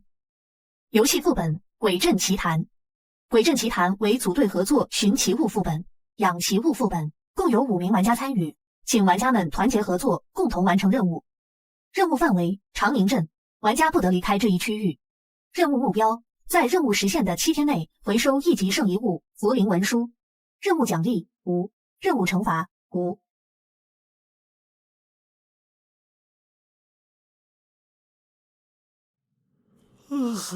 所以在这个副本里，我们玩家的身份就是那5个最专业的调查员，而这位老先生就是我们的委托人罗德教授。等等，是我雇佣你们来调查的，你们要干什么？我是在调查吗？给我老实交代，关于那个古籍，你还知道什么？你下半辈子不想靠着尿布和轮椅生活吧？你不要过来呀！通常来说，任务委托人多少会隐瞒些信息，而且为了闹鬼的流言就花钱去请人来调查的，他肯定多少知道些什么。哦，通过刑讯逼供来彻底弄清楚甲方的想法和需求，这样才能更好的为他服务。这么好的办法要是能推广开来就好了。不过这副本为什么完成任务都没有奖励啊？因为这是需要特殊门票才能进入的奇物本，奖励就是目标本身。F 级圣酒物特灵文书。圣遗物，林耀也说过这个词儿，能用来解锁超凡体系，作为职业根基什么的。玩家10级以后就需要确定自己的职业，而圣遗物就是合成职业的材料。除此之外，圣遗物本身也有非常强大的力量。哎，连这个都不知道，你不会真的只有3级吧？我还以为你有啥能力可以隐藏等级和称号呢。萌新如假包换。不会吧，徐淼，这就是你找来的帮手？你这就是直接放弃了？我乐意，要你管。问出来了，这老头是考古队负责人，因为挖掘出的古籍被市长征收，想要取回才雇的我们这些人。也就是说，符灵文书其实是在市长那儿。目标锁定，冲冲冲！很好，我带了开锁道具，路边调个车，我们就出发。徐淼，我们先走一步，这局承让啦！嘿嘿嘿嘿。哎，这局不是合作副本吗？副本机制是合作没错，但是作为奖励的圣遗物只有1个，大家只能各凭本事。所以这种副本大家都是尽可能的多收集入场券，就算不能组成完全的亲友团，也要多带自己人作为帮手进场。这个本总共有6张券，我弄到了3张，结果1张给了你，想让你有机会调整心态，熟悉战斗。另外1张找的帮手在最后关头把我割了。原来这种东西很宝贵吗？那当然，这可是100%出圣遗物的副本。所以你现在对于坑掉我1张票的事情，是不是很愧疚啊？哎，原来你知道啊。开玩笑的，我消息发出去才看到的系统通知。不过既然答应了带你，我就不会反悔。你也别多想，那时候我票都给你留了，就算临时想换，也组不到合适的人。所以我们只要抢在其他人之前把任务完成就行了，对吧？好，奇物本自身的难度可不低，那3个人也都是好手，你想试试？被人找来帮忙，不全力以赴怎么行？而且来都来了。既然如此，我们也快走吧。等他们闲起来，警察封路就不好办了。我们这个等级面对大量枪械还是够呛。闹起来？封路？等等，设定上官方是我们的友军吧？你刚刚进入没多久，心态还没有调整过来。时间长了你就知道，无尽神域归根到底是个游戏。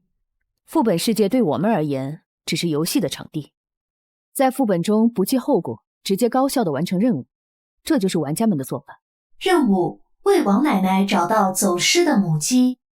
你看他们是怎么找 NPC 问情报的就懂了。现在他们要么在策划绑架市长，要么在准备突袭市政厅。哎，市警局吗？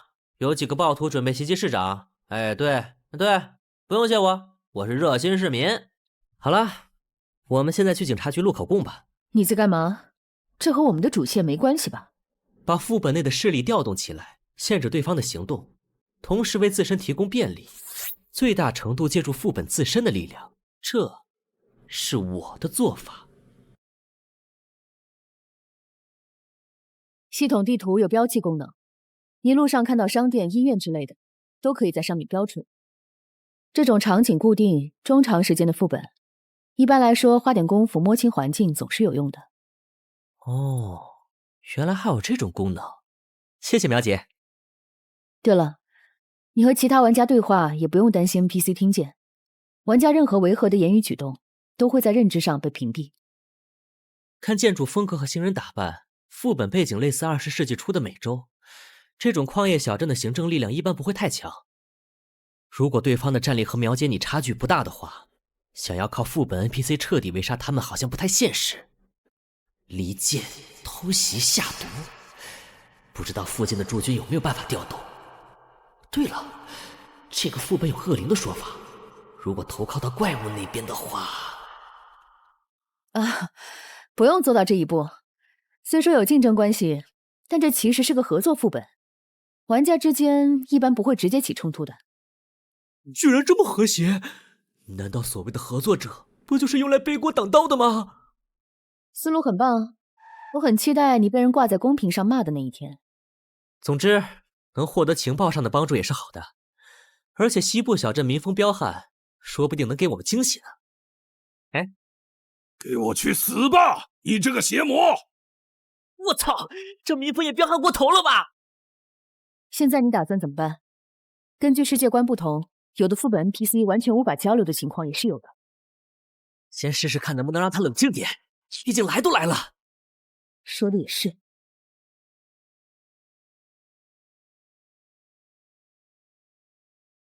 强迫自律。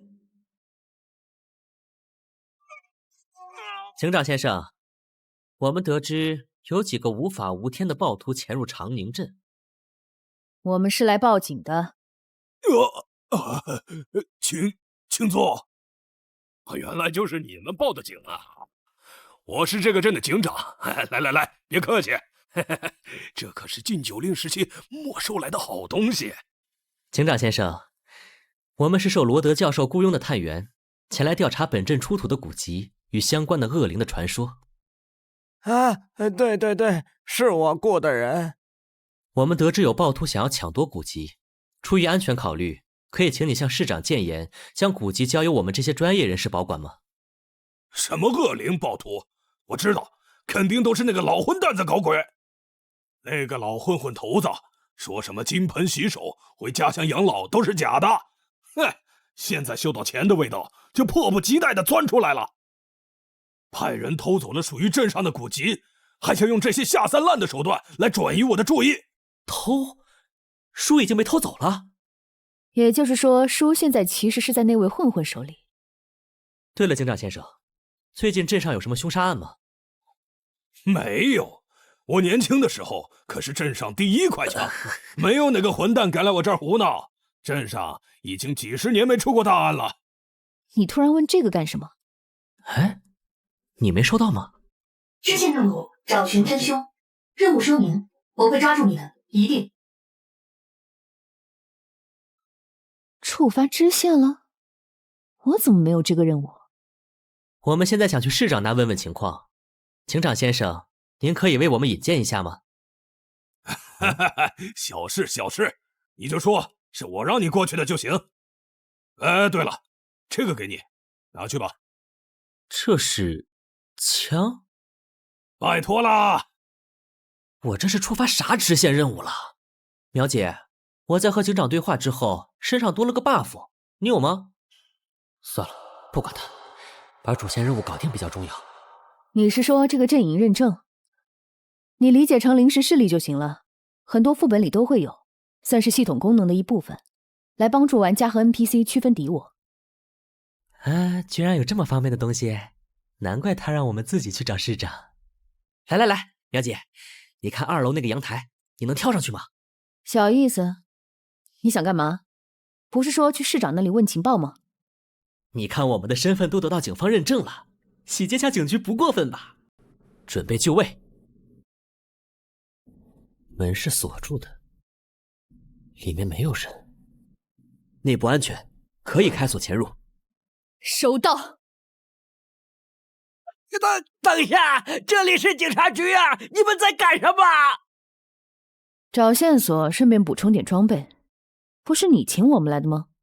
自己委托的任务都不记得了吗？你很奇怪。我就是委托你们找本书而已，有必要做到这个地步吗？没事的，我们之前都和警长申请过了，他说过允许我们自己随意调查，只要不被发现，就不会掉阵营好感。警局里面的人都被派出去阻挡暴徒，所以才自己动手。安心啦，一切都合理合法。我们和那3个暴徒完全不一样。黄娟，你来看下这个。这些是最近的报警记录。孤儿院、矿洞，还有警长之前提到的黑帮，加上最开始委托人说的市长。现在我们找到的线索就是这些方向，任务物品应该就在这几个地方之一。按照流程一环环的询问 NPC， 估计这些地点彼此间会形成个任务链什么的。不过我们这次的任务是纯粹的找东西，我也不是太关心剧情，所以无所谓了。反正我们有警方许可，把这几个地方顺着搜索一遍好了。罗德教授，麻烦你去把车……啊，司机，我是说，委托人逃走了。哎，没事，在路边偷车不太合适。我们顺便再借用一辆警车好了。尹鄂安他们估计现在正在市政厅那边和警方互动，我们过去的话，估计会撞上他们。我们先去别的地方，不然被他们误会，影响队友之间的信任就不好了。不想路过市政厅的话，那镇东孤儿院走起。对了，王俊，你上一局活到最后，应该赢了不少点数，用掉了吗？没，说实话不知道该怎么用。按理来说，游戏早期应该迅速把点数投入到自身强化上，但那个坑爹卡池我实在是不想碰了，感觉就算把全部点数投进去，都不会有啥收获。很好，你现在这个等级，除了个人空间的生活必需品外，不要在强化上投入任何点数。神域的系统功能是随着玩家等级逐步开放的，比如3级开放称号系统，5级开放定制卡池，7级开放属性界面和强化，甚至可以说，直到10级通过渗透物开启职业系统，这个游戏才算是真正开始。早期尽量用副本奖励的卡包过渡一下，因为就算你在低级常驻卡池投入再多，大部分能力也很快就会被淘汰。如果真扛不住，也至少要等到5级，根据自己的规划开启定制卡池之后再投入点数。哦，我说怎么感觉怪怪的？这样逐渐展开系统，是为了让玩家先在副本中找到适合自己的位置？大概吧，毕竟刚进游戏的新人连心态都还需要调整，对战斗更没概念，就算给一堆强化也不知道要干嘛。说起来，你还记得我们在这条路上开了多久？不超过10分钟，而且我们出发的时间是正午。行吧，毕竟是奇物本，我也觉得不可能让我们安安稳稳解密就能顺利通关。我组你进这个副本，本来就是希望你有机会能多适应一下战斗。你这个家伙脑子是绝对够用的，但这还不够。大部分新人被淘汰，都是因为关键时候不敢拼命。刚好现在有机会。你不是拿了不少枪吗？等下我来掩护你，你试着自己。苗姐，把安全带系好。等一下，你要干嘛？让我们提醒下这位怪物小姐。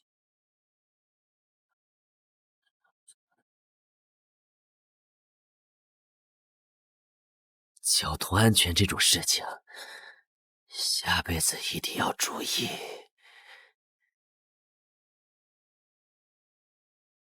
生命值损失27%，左臂与头部受损，还挂了个流血的 debuff。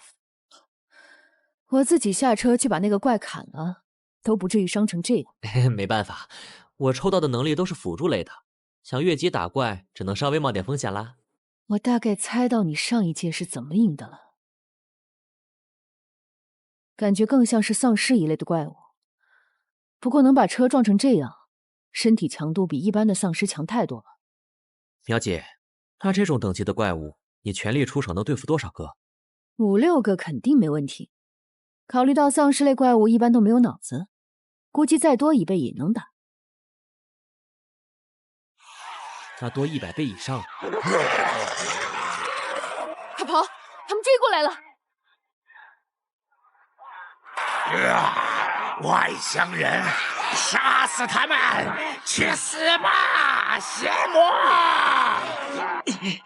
这个数量是怎么回事？如果是普通丧尸也就算了，这些家伙能跑能跳，力气大的吓人，甚至还能说话。放在低级本都能当小 boss 的家伙，一口气放出这么多来，这副本难度绝对超标了。不行，我在室内也没有用。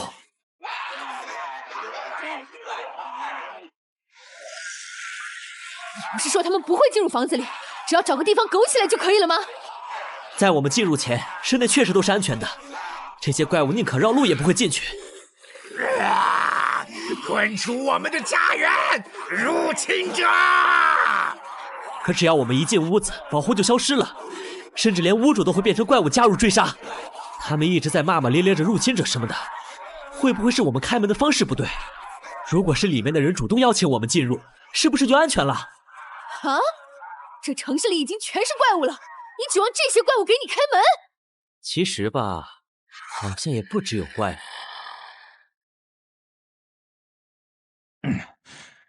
外面现在情况怎么样了？那些怪物没散开，但也没有要进来的意思，就是在这个房子周围漫无目的的晃荡。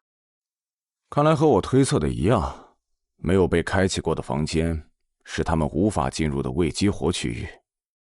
我的一次穿透环总算没有浪费，竟然还一无休整的地方。目前看来，这个副本比我们预估的难度要高很多。白天的时候，小镇中有大规模的警力在巡逻，不光火力强，而且反应速度奇快。太阳落山后，又是满街的怪物，遇上了就是没完没了的追杀。说是寻找物品，但其实连收集情报的时间都没给我们。从头到尾每个环节都是高烈度的战斗，总觉得哪里不太对。你好，请问有人在家吗？嘿嘿，打扰啦，我们是警方聘请的探员，麻烦开下门。不好办呢。确实不好办啊。这么大个城市居然能刚好碰到，要是被发现是我们躲在安全的室内的话，他们肯定会破坏掉这个安全区，或者以此作为要挟。肉就不够分了。虽然不知道他们是用什么能力制造的安全区，但我们其他的3位队友确实就躲在里面。直接表明身份的话，他们大概率会毁掉这个据点进行转移。所以我需要你挡住那些怪物，给我争取一点操作的时间。这个房子门窗完全封闭，里面看不到门外的情况，门镜带来的视野优势就是我的筹码。快开门！警局有重要任务需要每一位居民配合。我要伪装成来发布任务的 NPC， 把大门骗开。原来如此，他们在寻找可以提供庇护的居民。如果不是提前布置了无人机，就真被他们得手了。嘿，可惜了。既然你们无法探知里面的情况，就别怪我靠情报差进行碾压了。我只要假装成 NPC， 瞎编点对话就能把他们轰走。哈！谁会在杀戮之夜给你们开门呐？卑鄙的外乡人，立刻走开！立刻！死局，优势在我。保卫家园，杀死外来者！争取时间，还真是说得轻巧。不过，这种被人信任与托付的感觉，居然还不错。我从来不是一个擅长思考的人。你自己不会看着办吗？一点主观能动性都没有。居然当着记者面打电话汇报，你是想让我担责任吗？对那些能将问题轻松解决的聪明人，我向往又畏惧。这次事故都是因为那个临时工自作主张，我们内部一定会对他进行处分，严肃处理，请大家放心。进入神域后也是一样，除了靠着蛮力不断的挥刃以外，我什么也不会。虽然我很快适应了战斗，剑刃也变得越来越强，但那一份迷茫与无措却始终无法斩断。但这一次不一样了，我找到了能替我指引方向的人。只要拼尽全力去战斗就好，交涉与谋略，布局与博弈，那些我不明白的一切都可以交给他去处理。我在这里的浴血坚守，是为了掩护他在我无法企及的绚烂战场上与人厮杀。嘿嘿嘿，快开门，让我们来一局昆特牌吧！外币巴布，你再顶一下，我这边马上就能把门弄开。算了，还是我自己来吧。等一下，就算要暴力破门，也要等我先躲开啊！也跟我一起去死吧！原来在外面求助的是队友啊！都怪这个副本没有队伍聊天，才引起了这么多误会。嘿嘿，没错没错，都是误会，谁会不想好好团结合作呢？你们两个少废话，赶紧来帮忙啊！我们这边要顶不住了。不好意思，我是没战力的新人。我的称号效果你们是知道的，不到万不得已，我不想参与战斗。再说，这种规模的怪物，我全力出手也没多大意义。这已经超过我们这些无知者的战力上限了。全队战力都无法对抗，那已经可以排除坚守拖延时间的选项了。而你们是用特殊道具取巧才获得的安全区，显然也不是通用解，所以副本解法只可能是完成某种触发条件了。没错，应该是需要我们完成特定事件，或者到达特定地点才能结束这些怪物的攻击。原来如此，徐淼是找了个新人当谋士来补全自己的短板吗？你们别听他那些花里胡哨的，我都快被他坑死了。咱们一起加把劲把这些怪物杀光，问题就解决了。好像也不是。总之，我们交换下情报吧。现在看来，这个副本的任务虽然是寻找物品，但核心难点应该就在情报收集上。最初的线索指向是市政厅，但因为场景过于巨大，我们开了快整整1上午车才到市政厅。怎么这么半天还没到？是不是开错了？这个路口我们刚刚好像来过啊。当然不排除司机是路痴的原因。如果不是路上捡到了雇主，我们估计还不一定能找到地方。原来他从我们这逃跑后，就撞上另外一队人了。这待遇还不如跟着我们与警方合作呢。或许是因为市政厅就在警局附近，我们遇到了大量的 NPC 武装围攻，根本没时间仔细进行调查。强行突入后也没能见到市长，唯一可以确定的就是任务物品不在市政厅内。他们居然还冲进去了。之后就是被追杀的满城乱跑了，熬到天黑追杀我们的就变成了怪物。看上去好像是有一个白天的时间可以调查，但其实根本啥也干不了，游戏体验极差。等等，他们这个行程……你们这边呢？我看你们身上有警方的阵营 buff， 是找到了什么有用的线索了吗？自己看，我整理了警方那边可能和恶灵还有古籍相关的全部情报，都在这里了。啊！跳过线索链一次性找齐，厉害呀！矿井、黑帮还有孤儿院，原来如此。你们现在到这个位置来，是为了去最初发现恶灵的孤儿院，对吧？啊，我们本来是开车过来的，但到这里之后，满路上游荡的怪物太多，车辆无法行驶了。毕竟一开始就尝试过了，那个速度都没办法碾压过去。后来我们也试着徒步走出去，但距离比我想的要远很多。所以除非你们中谁有强化机动的能力。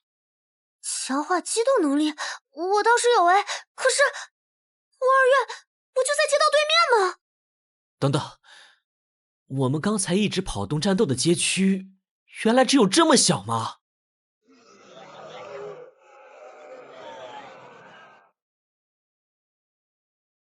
我又听到外面有奇怪的声音，是不是那个恶灵来了？好可怕！我们回去睡觉吧。要不今天晚上就不要偷偷去河边抓鱼了吧？不要乱说话！老师好不容易才和警察那边说清楚，这些流言传出去，以后会影响你们被领养的。可是我真的……我们说好了的，晚上去抓鱼找兔子，白天就少吃点，不然食物不够，老师又要去挨家挨户的求人了。再说了，这世界上怎么会有恶灵这种东西嘛？后面出现了！小朋友，我们能好好聊聊吗？吵吵闹闹的，小家伙们是不是又不乖乖睡觉了？不要怕，来和大哥哥好好聊一下嘛。你去那边找找。那些家伙果然没有跟进来。哎呀，总算有好好搜索的时间了。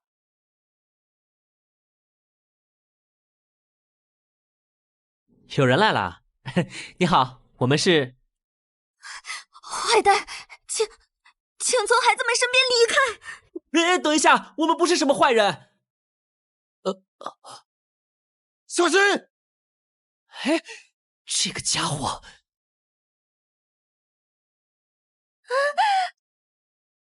别怕，已经没事了。老尹，黄卷呢？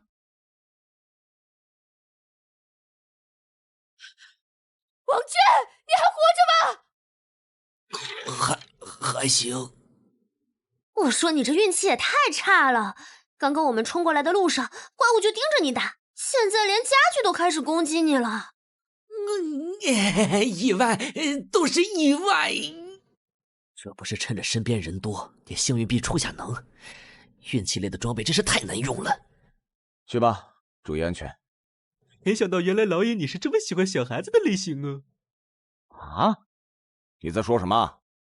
这个任务你们都没有吗？个人任务？这么说起来的话，我之前在警局也收到过一个类似的。啊？我在镇长办公室收到过，原来你们没有吗？为了甩掉警车，把车撞进路边公寓的时候，我也收到过。当时情况太紧急，就忘记了。让我看看，难道只有我没有收到过任务吗？为什么？嘿嘿，这是对我们认真挖掘剧情的奖励。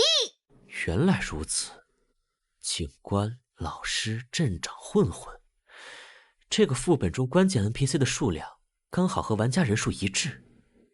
那剩下的最后一个属于徐淼的任务，应该就是矿工了。不过这些模糊的任务说明，这东西更像是身份。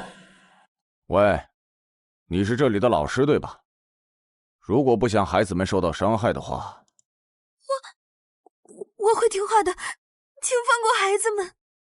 要把话听完呐！我就是想问个情报。原来你们是想了解镇上恶灵的传闻呢。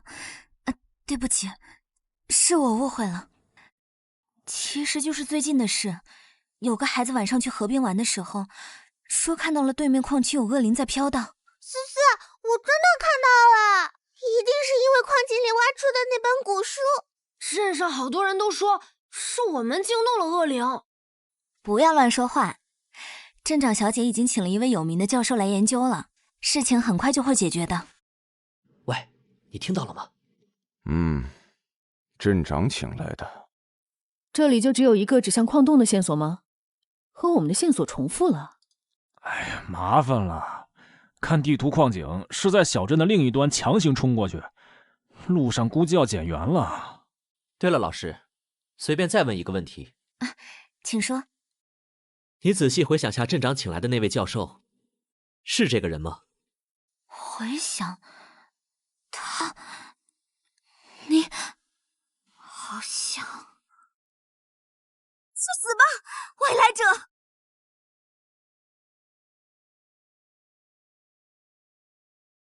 那么罗德教授，能请你解释一下吗？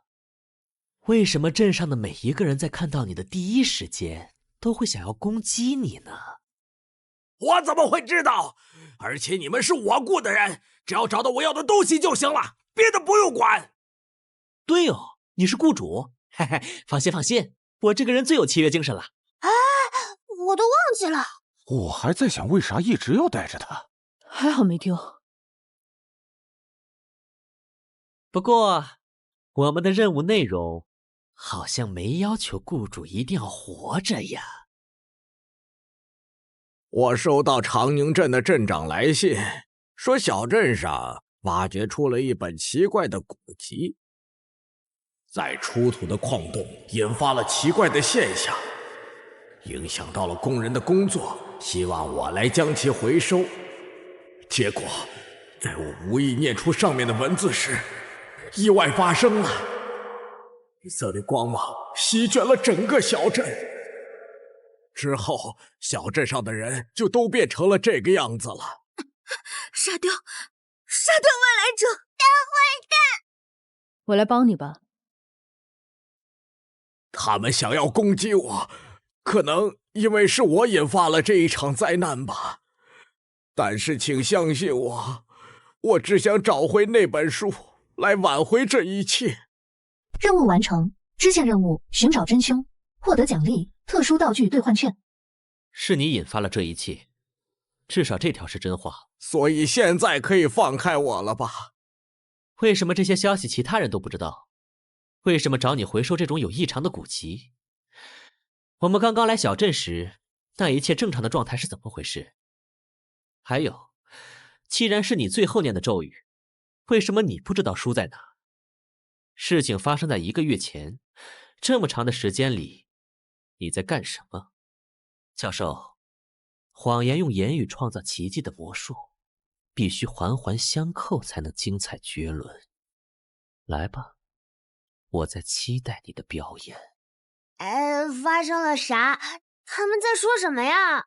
这个 NPC 给的任务说明和我们得到的情报完全对不上，甚至在刻意误导我们。这家伙有大问题，不弄清楚就是在白忙。撕裂风波，静默言语，那是星空与人的倒影。大家小心！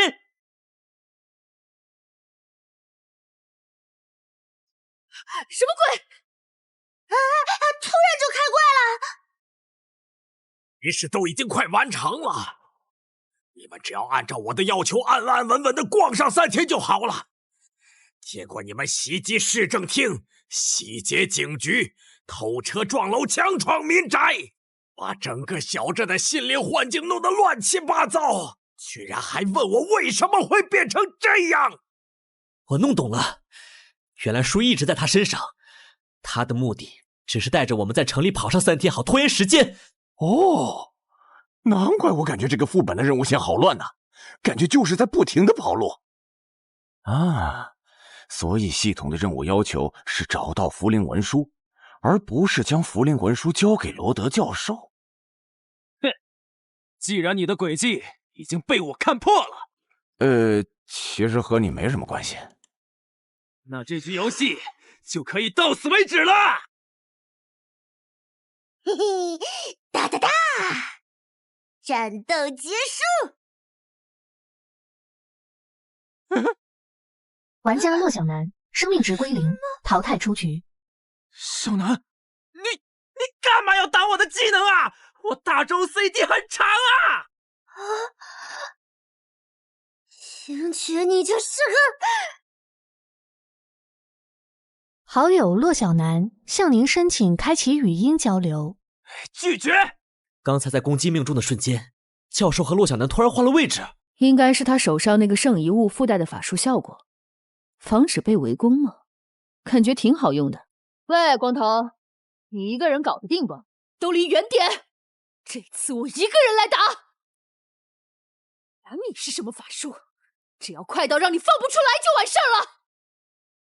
什么？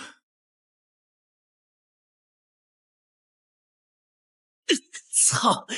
没攻击他的人也会被换过来。这样都没死，你保命能力不错嘛。你的语气为什么很失望啊？而且不用施法时间这能力，不会是被动吧？这怎么打？小鬼们都给我进去！看来这局没法挂机了。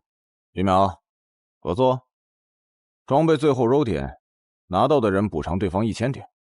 妥，你说吧，怎么打？操！为什么又是我一个人在扛？要死了，真的要死了！好说，既然他的能力效果是和其他人换位置，那么只要用不分敌我的大范围能力就行了。1级召唤，幽影触手。现在你无路可逃了，无论你和谁换位置，我都会第一时间加强那里的触手绞杀。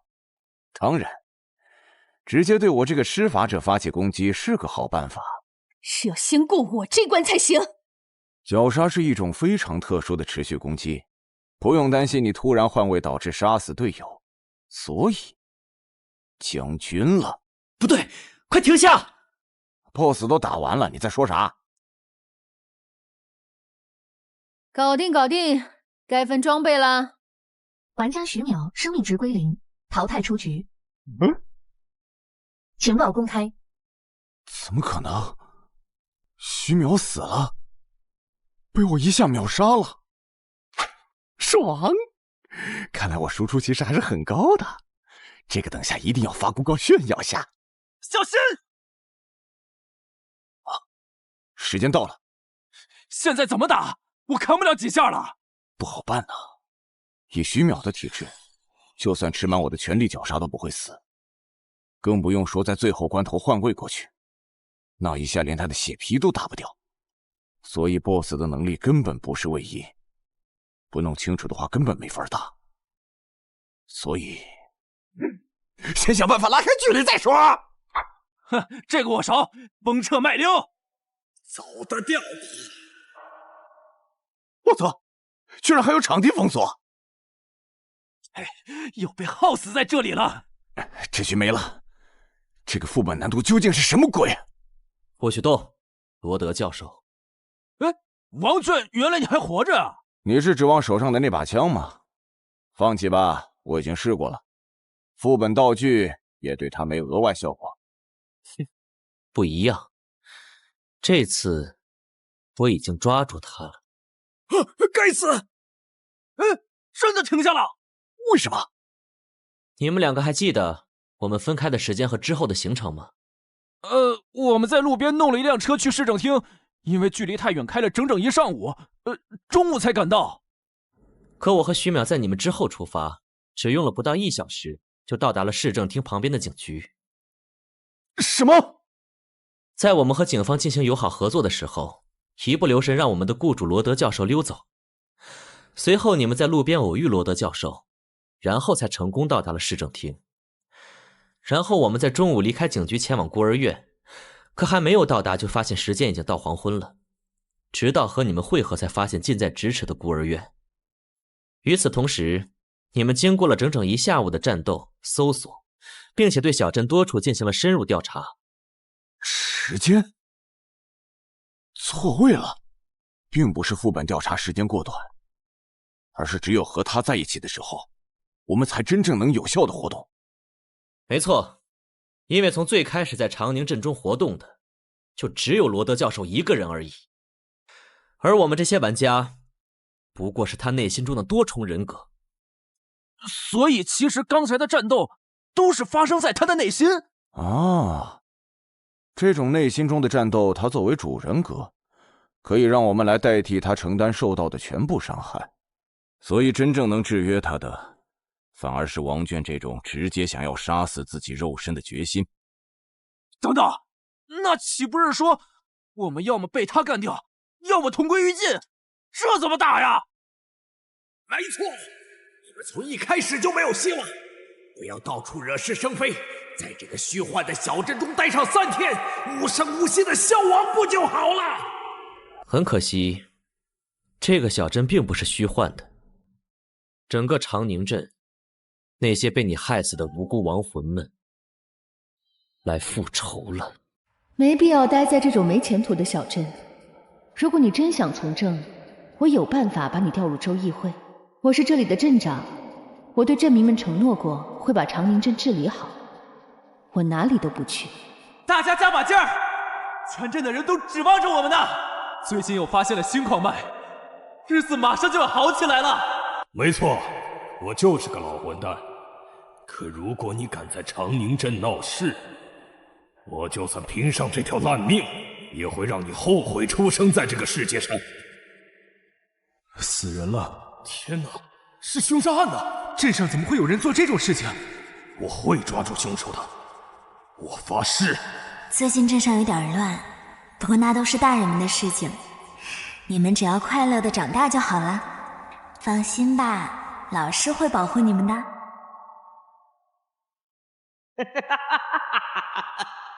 我成功了！我成功了！谁也别想阻止我！来吧，献上你们卑贱的灵魂，作为我永生的燃料吧！所以真正的故事就是，这位罗德教授利用符灵文书献祭了整个小镇的居民，将他们的灵魂从身体里抽取出来，用以发动某种法术仪式。结果大量疯狂不甘的灵魂涌入他的脑海，把他变成了疯子。你们这些燃料就不能给我老老实实的等着消散吗？所以我们带入的角色是依然保持自我的5个灵魂。支线任务其实是帮助我们发现真相的身份提示，准确的说应该是执念。你们应该注意到了，我们接触到的人都是没有名字的，因为他们已经没有自我了。但最后那强烈的执念，把造成这一切的凶手变成了精神分裂的疯子。所以 BOSS 其实没办法直接杀死我们的。他的攻击虽然打在身上很痛，但其实到最后会缩血。难怪我一丝血浪到这么久都没事儿。这个副本中真正致命的是时间。副本任务的3天时间限制，应该就是 BOSS 彻底完成仪式，消灭这些灵魂需要的时间。那个正常的小镇，就是为了让灵魂以为自己还活着，拖延时间而建立的。如果我们真在里面老老实实的做任务，时间一到就彻底完蛋了。所以我们现在该怎么做？继续和白天一样闹腾，打破幻境，靠着唤醒的亡灵把这个家伙彻底逼疯？去死！给我去死！不过我们作为他的副人格，好像也在攻击范围内。这和夺取身体控制权自杀一样，对任务没有任何帮助。有什么办法可以拿到任务物品吗？我能掩护你行动。帮我！你们这几个蠢货！我死了，你们只会一起死而已。你们有自己的意志，没必要给这些亡灵陪葬。我可以允许你们与我共存，等我掌控了符灵文书，为你们寻找新的身体也是轻而易举的。一种办法就是他说的，完全和他共享身体，自然也就算得到任务物品了。保护孩童，任务失败。另外一种呢？我这里有个道具，或许可以卡 bug 把他的灵魂从躯体里剥离，但不保证成功。就这个，3张奇物本门票而已，我赌得起。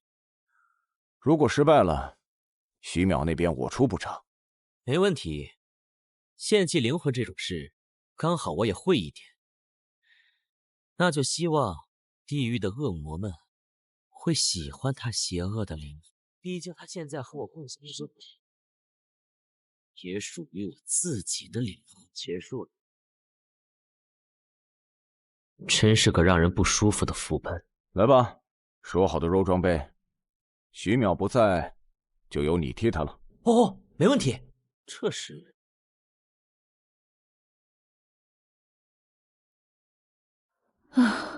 这次副本又浪费了，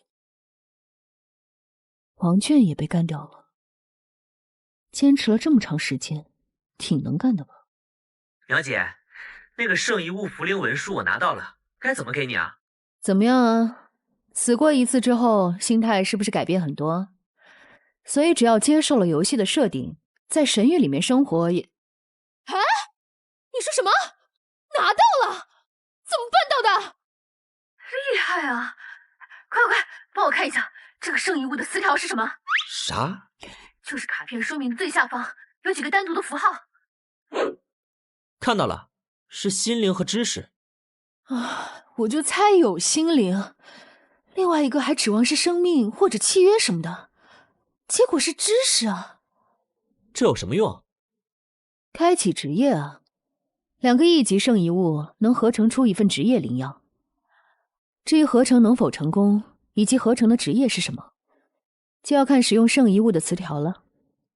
比如我想要的职业佣兵，就是用契约和战争词条合成的，而野蛮人的原料之一，听说是生命。总之这玩意儿不适合我，你先拿着用吧，我看能不能找人卖掉，到时候分你点数。啊，谢谢苗姐，真是帮大忙了。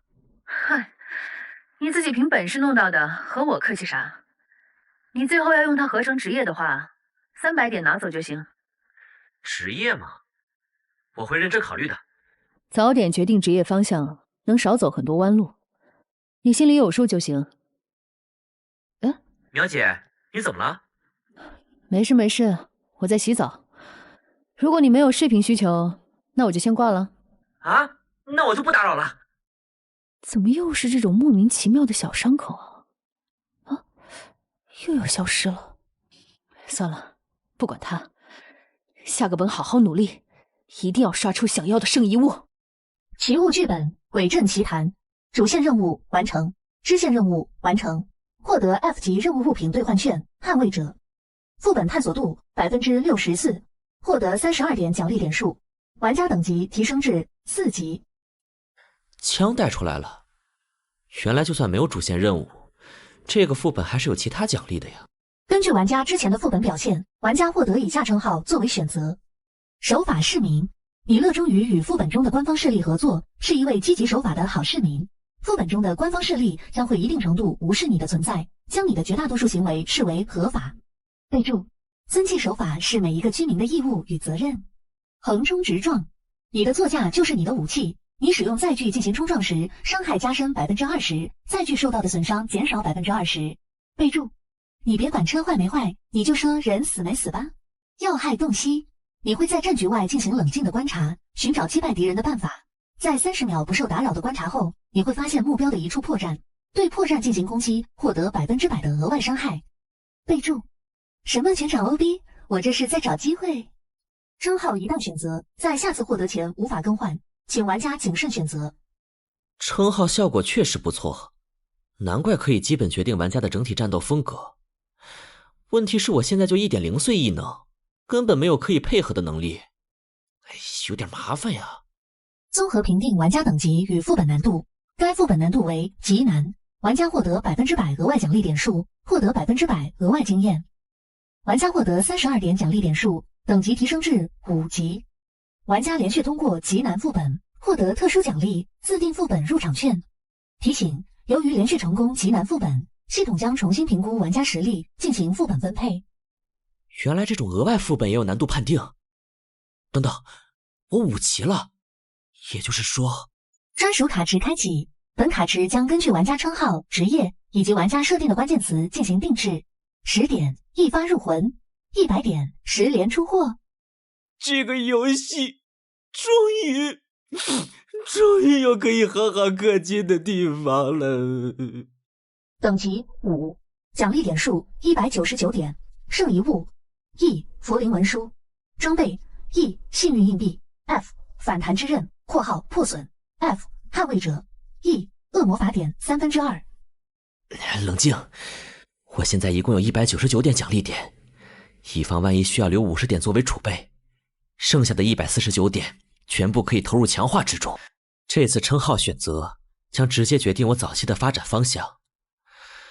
综合来看，要害洞悉100%的破绽打击的输出效果是最强力的。如果选择的话，卡池里估计会多出很多刺客或者射手类的能力。同样横冲直撞的风格也很明显，卡池基本会向着载具和驾驶方向偏斜，不论是早期战力还是发展潜力都很不错。问题是我不只有神域内的战斗需要处理，而且提前考虑自己的职业吗？心灵，还有知识。无尽神域，将玩家囚禁其中的死亡游戏，但其分自身拥有多重保险机制，威胁生命的压力并没有想象中那么巨大。目前看到的大部分玩家都很好的适应了这里的生活，在接受无法离开的事实后，如果不追求等级与圣遗物，只选择简单难度的副本，对于不少人来说，神域中的生存压力甚至小于现实都说不定。我现在度过3次副本，有了一定的点数储备，算是在这个游戏里彻底站稳了脚。现在最大的威胁是现实中的这个神秘组织，虽然目前没有表现出明确的恶意，他们不知道我能行动，逃跑的话也不太难，但在现实中定位玩家的能力威胁太大，必须趁着这个进入其内部的机会，把他们的底细摸清楚，才能做出下一步的决定。想要自由调查，首先要解决的就是各种电子监控设备。根据声音判断，外面不时还会有工作人员经过。由于跟神域密切相关，不能排除对方拥有超凡力量的可能，以及紧急情况下的逃生也必须考虑进去。离线模式中，除了圣遗物之外，其他的道具和装备无法通过下载带回现实，所以最主要的倚仗还是异能。称号选择：守法公民，玩家定制卡池倾向，潜入、伪装、欺骗。设定完成。卡池相关圣遗物：符灵文书，词条为心灵、知识。定位完成。鬼影出行，王卷定制卡池，卡池等级无职者，1级卡出货率高达 5%， D 级卡出货率高达 0.1%。那么体现这件1级装备最强价值的时候到了。要来了要来了！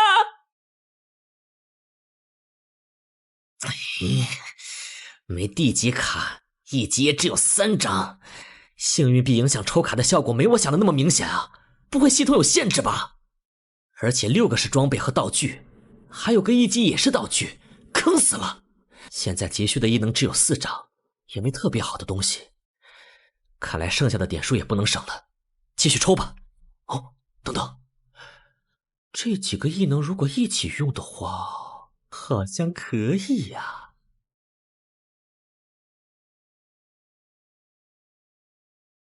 身份验证中，请站在原地。支援部人员申请进入，对临时收容物01进行日常维护。哎呀，真是的，支援部本来就忙，还要给我们找事儿。这个家伙什么时候能送走？这就不是我们安保人员能知道的了。验证完毕，允许进入。哎，下班后要不要和我一起去供应部吃饭呀？别做梦了，你们哪有下班的时候？请不要说出来呀！记录生存状况，满足生理需求，之后还有清洗工作，感觉又要加班了。啊，灯坏了！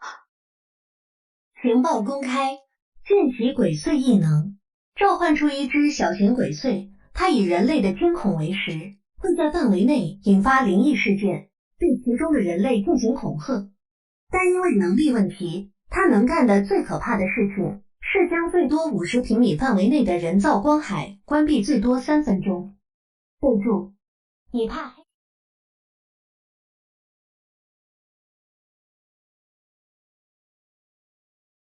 姐姐不要乱动哦，乖乖听话才不会受伤，你明白了吗？我问你答，这是什么地方？知气联合会临江分部。准备给我注射的是什么？肾上腺素，还有一批莫达菲尼以及复合体能补充剂啊，主要是葡萄糖和脂肪乳。你不要误会，身体的状态会反馈到精神上，所以在收容初期，我们才会注射兴奋剂，帮助玩家提高存活率的。无灵文书，思绪窥探。醒过来了！这个渴死我了！得到的信息一片混乱，大部分都是无意义的杂音。你们为什么要把玩家都抓过来？我就是负责照顾你的小职员，怎么会知道这种事情？这位姐姐，是我误会你了，对不起啦。没关系的，我也没受伤。我是为接下来的事情道歉。虽然还想多问一会儿，可惜没时间了。摄像头那边不能再拖下去了。光影魔术变出来的虚影瞒不了多久的。你的身体，让我用一下吧。室内摄像头破解完成。安保部，临时收容室这边的摄像头被我不小心弄坏了。真是的，你等下，我让维修人员过来。不过仔细想想，也不是什么大事。你先忙自己的，我有空再报位下。合理拖延异能，大幅度降低某个事件在相关人员心目中的紧急程度。授权期限内开锁完成，门锁开启完成。生理监控用他的身体来代替，虽然数据上有差异，但只要不是长时间关机，至少不会引起警报。最后再稍微模糊下昏迷前那一点点记忆，让他醒来觉得是梦境。这边走廊的灯怎么关了？不会坏了吧？潜入开始，逃脱完成。大幅度降低某个事件在相关人员心目中的紧急程度，异能施法对象为一个具体的事件，但效果受处理该事的目标数量、他们各自的精神强度、事情是否在观察范围内等多重影响。该效果最多持续到当日结束。备注：明日何其多，不妨再拖拖。果然，玩家现实中所处的环境会一定程度影响到他随机进入的副本事件类型。要赶紧把论文发给上级实验室，这种关联或许在圣遗物副本里更明显。所以，外界有办法直接看到玩家在神域中的情况。哎，如果这么方便就好了。事实上，我们只能通过脑电波和激素之类的数据侧面观察，哪怕在极端情况下，也只能获得这样零星的模糊画面和音频。哦，确实很难看清楚。刚刚有谁在这儿吗？灯是什么时候被关的？午餐时间怎么有人进档案室啊？连午休都要查资料，外国研究员还真是辛苦啊。光影魔术一级异能，通过控制光影效果，构建可投射到现实的全息影像。玩家、圣遗物、副本、职业者，这个联合会对神域的研究很全面呀。全息影像的观察角度局限性很大，稍微认真看下就会发现不对。但用来欺骗固定位置的摄像头刚好。至于其他工作人员，就让见习鬼祟关闭光源，让他暗影离开，避免和他们接触。阴影部（括号改名 F 级异），短时间内将身形隐藏在阴影中进行移动，略微真正的进入幽影界，只是一种类似视觉效果的伪装而已。遇到紧急情况，还能用符灵文书将目击者击晕，抹去看见我的记忆，甚至利用他们的身体掩护我行动。虽然我在神域里只是个新人，只能算刚摸到超凡力量的边缘，但现实中我已经能对神秘组织的安保系统视若无物，这种感觉还真是……头好痛啊！异能使用太多，精神力枯竭了，现实中也没个界面提示，精神开始恍惚了。空蓝也太危险了，得赶紧找个地方休息一下。刚才看到的排班表，这里的存放时间是每晚9点。清理更是每周1次，平时绝对不会有人来，算是个安全区。趁现在整理一下目前收集到的资料。支系联合会需要通过玩家来获取神域中的情报，那么可以排除他们能进出神域，甚至直接是神域的创造者的可能。不管他们出于什么目的，虽然手法有点粗暴，但从结果上来说，都是在保护玩家们现实中的安全。如果留在这里还能分享联合会探查到的情报成果，真香。这样看来，我倒也没有必须暴露自己的特殊性，也要立刻逃离的需求。苗姐，你之前说想救只野蛮人，他的配方是生命加上自然，然后荣誉加上战争合成的骑士，听名字也挺适合你的。我只要利用联合会的情报，加快在神域中变强的速度，再通过更强的实力强化在联合会中的自由程度。当然，这一切的前提都是不能被发现，不然被圈养都是最好的结局了。现在已经快3点了。这里怎么会有人？果然在这里偷偷睡觉不会被主管发现。睡觉？这个时间在这里？难道这就是传说中的摸鱼？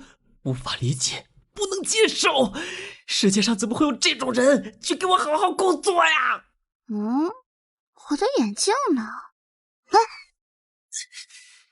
该死，精神力还没恢复，也只能拼了。等等，你是？琳琳？是王娟啊！我看你被打晕了，于是就跟上了救护车，准备看情况是否需要联系学校或者你家里人。谁知道就这样被强行带到这里，不允许离开，还被安排进了后勤部负责清洁工作。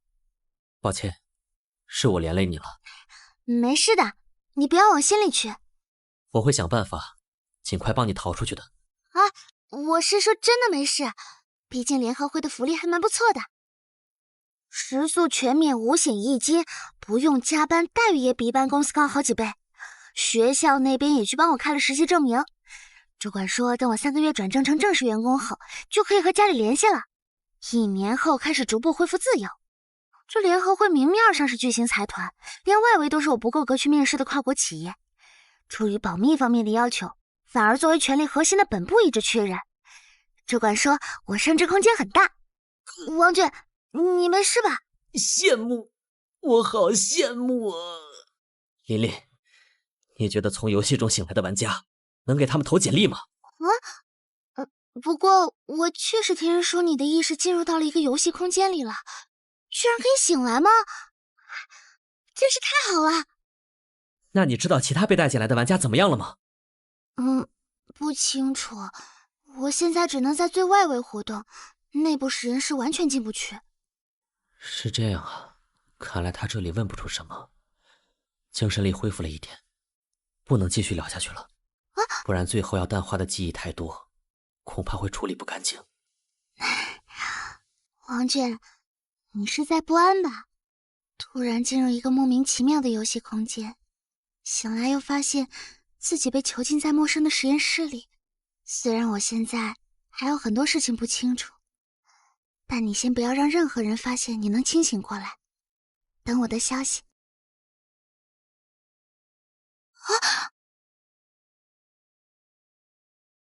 这一次我不要只是在一旁围观，这一次让我来帮你吧。谢谢，那就拜托你了。我记得你是在临时授课室对吧？直接送你回去就可以了吗？我都安排好了，现在回去不会引起任何人注意，其他的等下次再进行调查。那边后勤部的姐姐，你过来一下。那个，我权限不能进入内部剧城。没事没事，我特许了。这里需要你帮忙清理一下。啊，那是苗姐。这个废弃素材我懒得去销毁了，一些灰烬而已，应该不难处理吧。徐苗姐，对不起，你都是为了帮我才。没事没事，我看那个老混蛋不爽很久了，这下他就算出院也不敢再对你动手动脚了。那我就先走啦，大家好好干，有空再一起喝酒啊。我公司宿舍没了，买了晚上的车票，准备回家住几天哈。死丫头，你是不是又多管闲事，得罪了人把工作丢了？不是闲事，而且也不怎么算得罪吧。行了，我还不知道你爸已经在煨汤了，早点回家。回家呀？你们知道吗？第一梯队那边有传言，只要进阶成为职业者，就有机会兑换到回归现实的权限。居然能回去？真的假的？问题是刷圣斗物也太难了吧？知道的配方词条刷不出啊！不管配方，自己随便尝试，好不容易弄到的圣斗物居然会直接爆皮！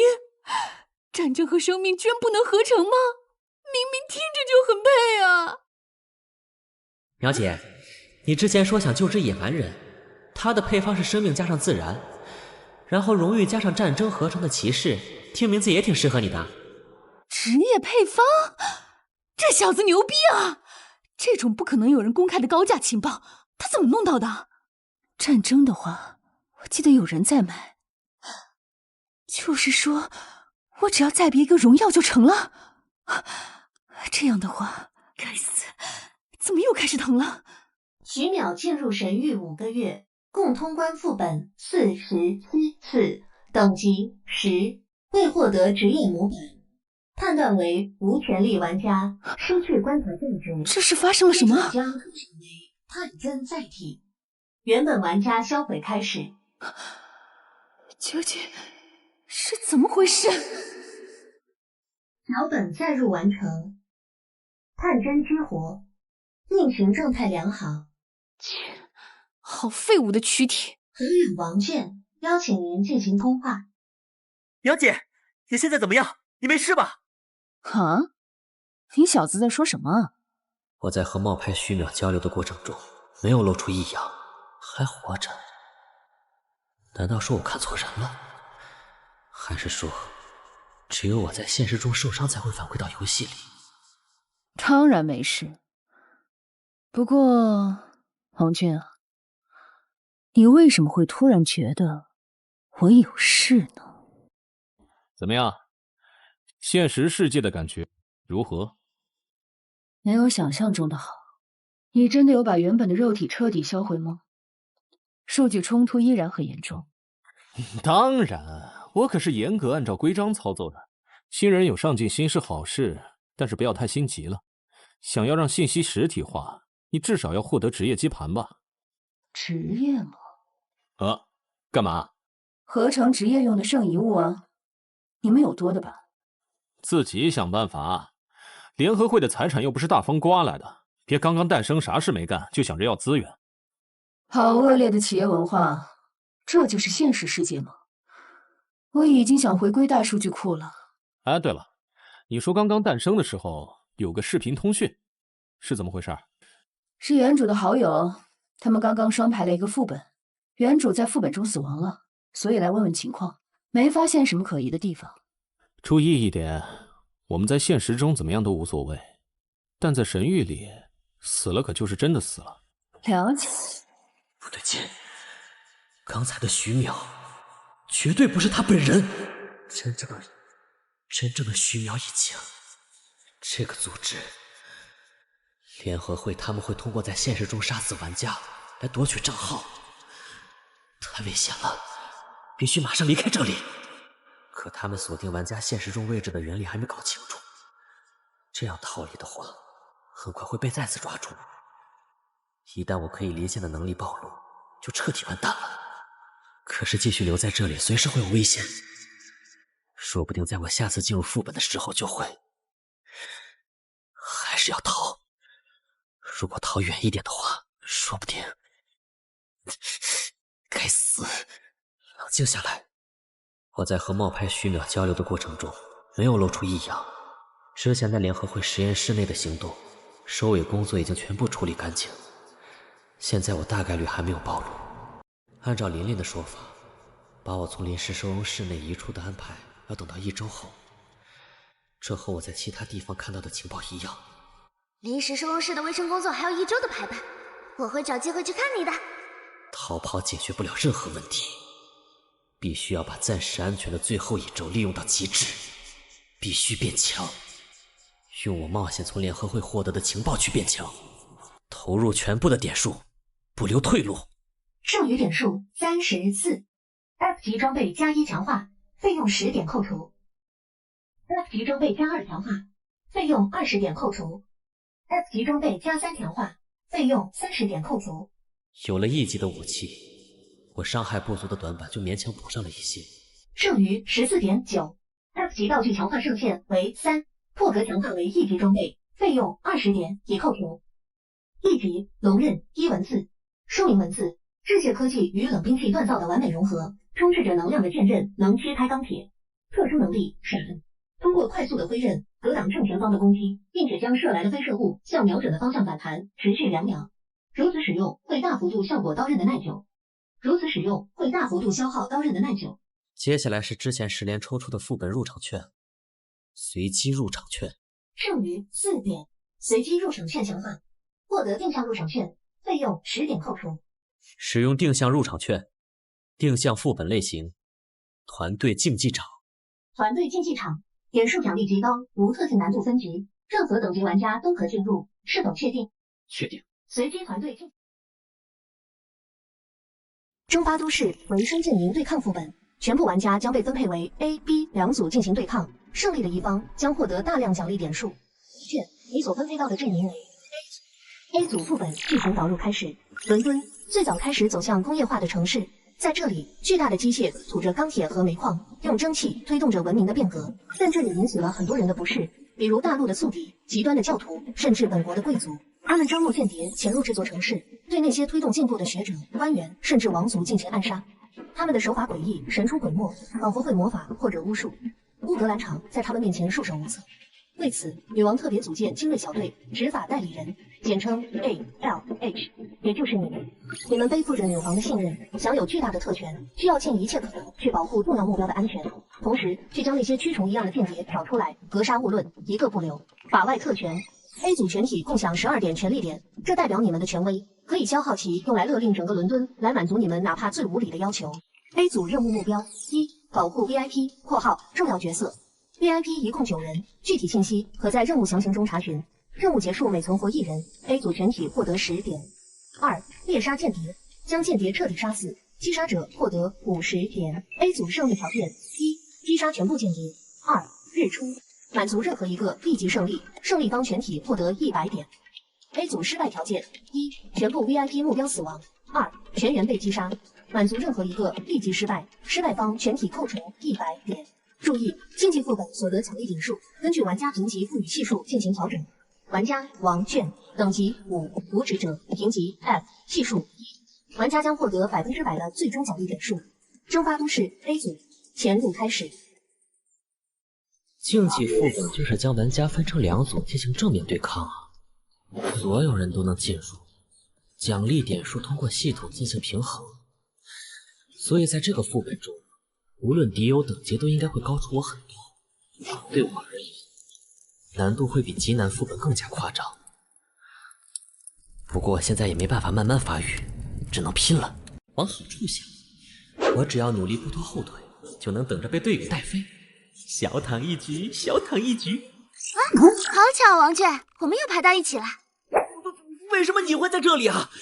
你这等级怎么敢排竞技场？而且还和我一队？之前带过我一局的那个好心人，我们加了好友。他听说我缺点数，就带我来双排了。什么大冤种居然会愿意带你双排？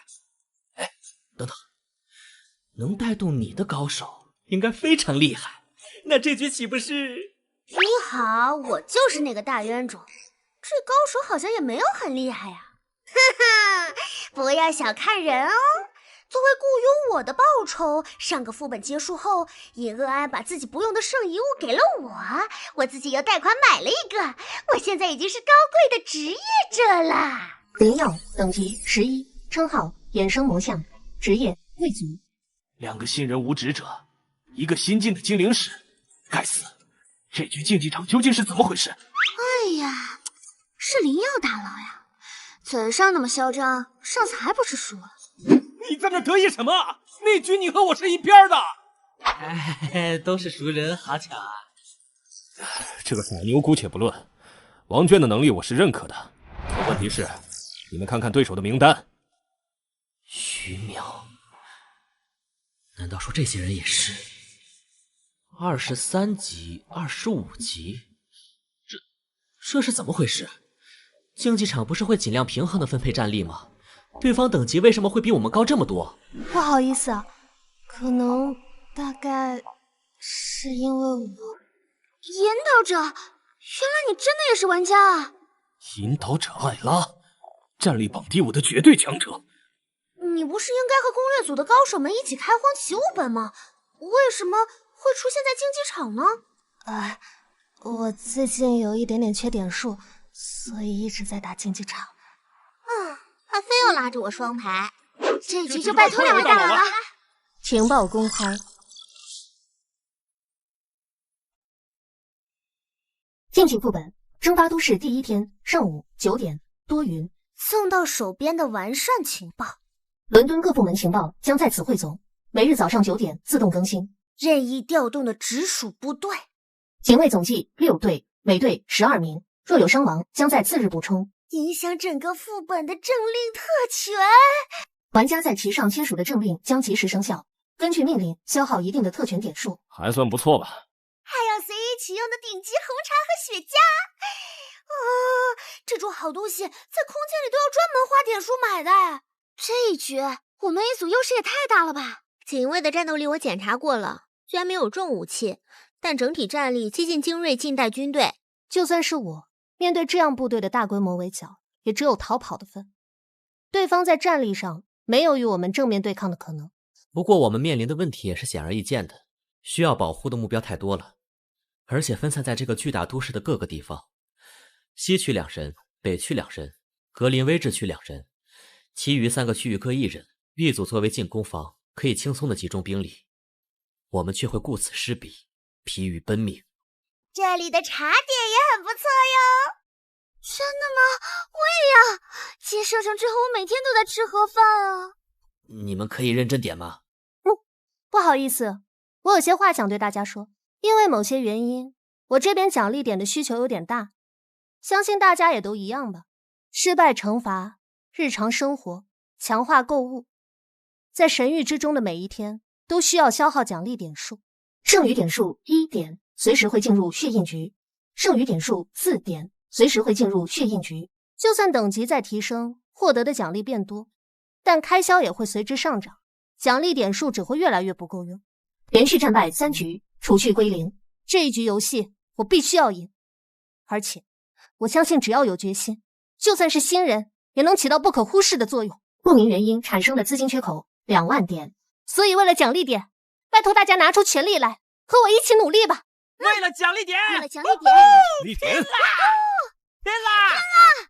第1天上午9点50，多云。就是你要投资我的研究项目 VIP 角色牛顿爵士。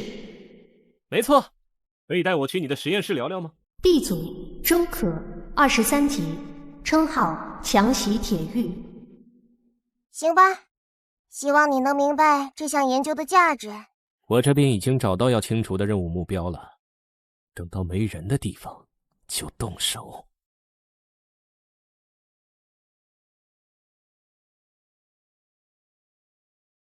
反应过来也没事，这局对面一堆新手，来了也是白送我人头。艾沙科，这位大人有事找你。今天访客怎么这么多啊？是一堆玩家。放启动！该死，居然被抢先一步。异能合理拖延。这个距离，如果对方直接对 VIP 下手，我根本救不过来。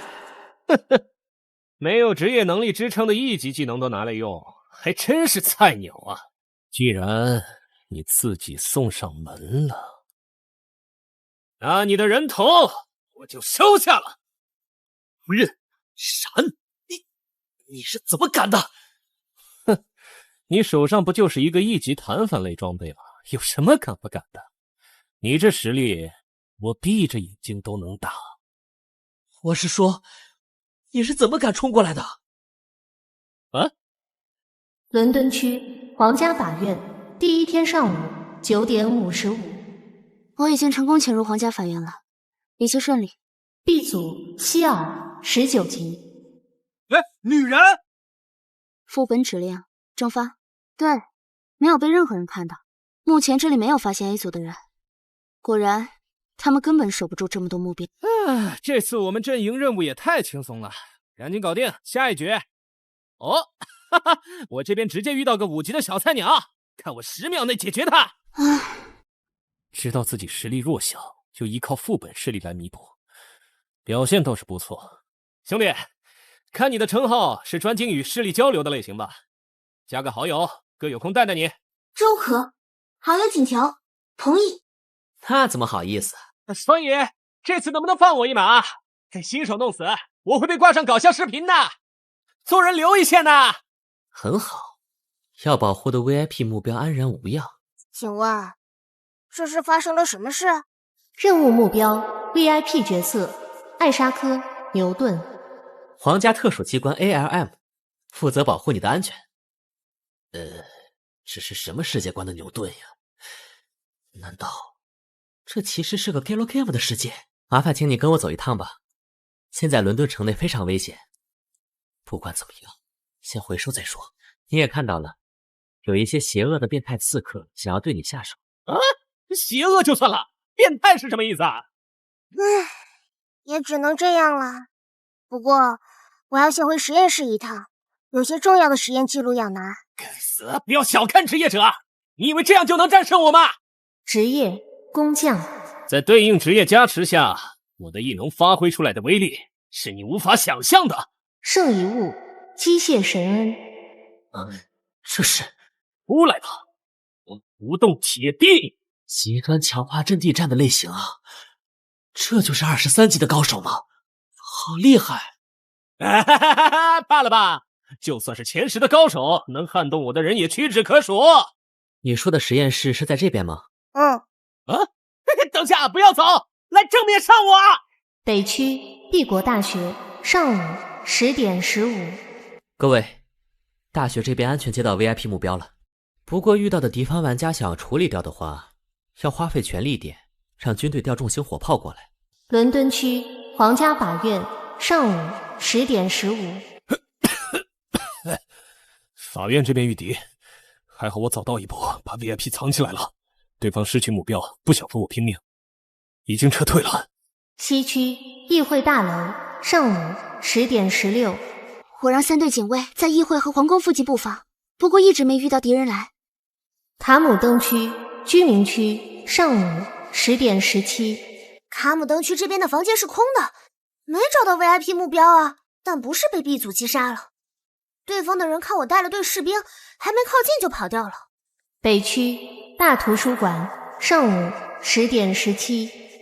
不好意思，我这边来晚一步，到的时候就显示 VIP 被击杀了。动手的是程雨柔，21级的枪手，被他残血逃了。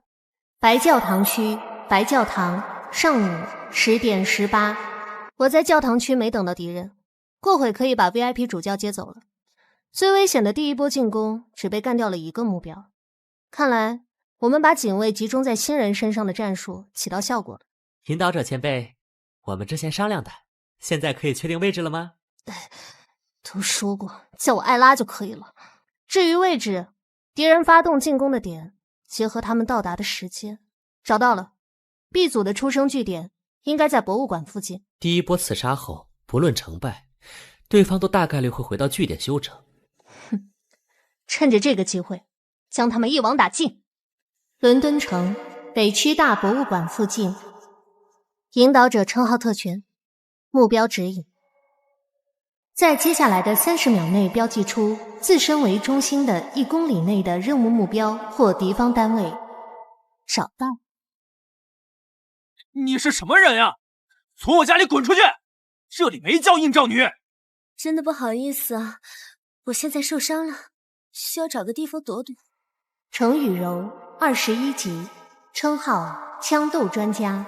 副本指令蒸发，你家借我用一下就好，非常感谢。我这边遇到了小溪，完全打不过呀，好不容易才逃出来。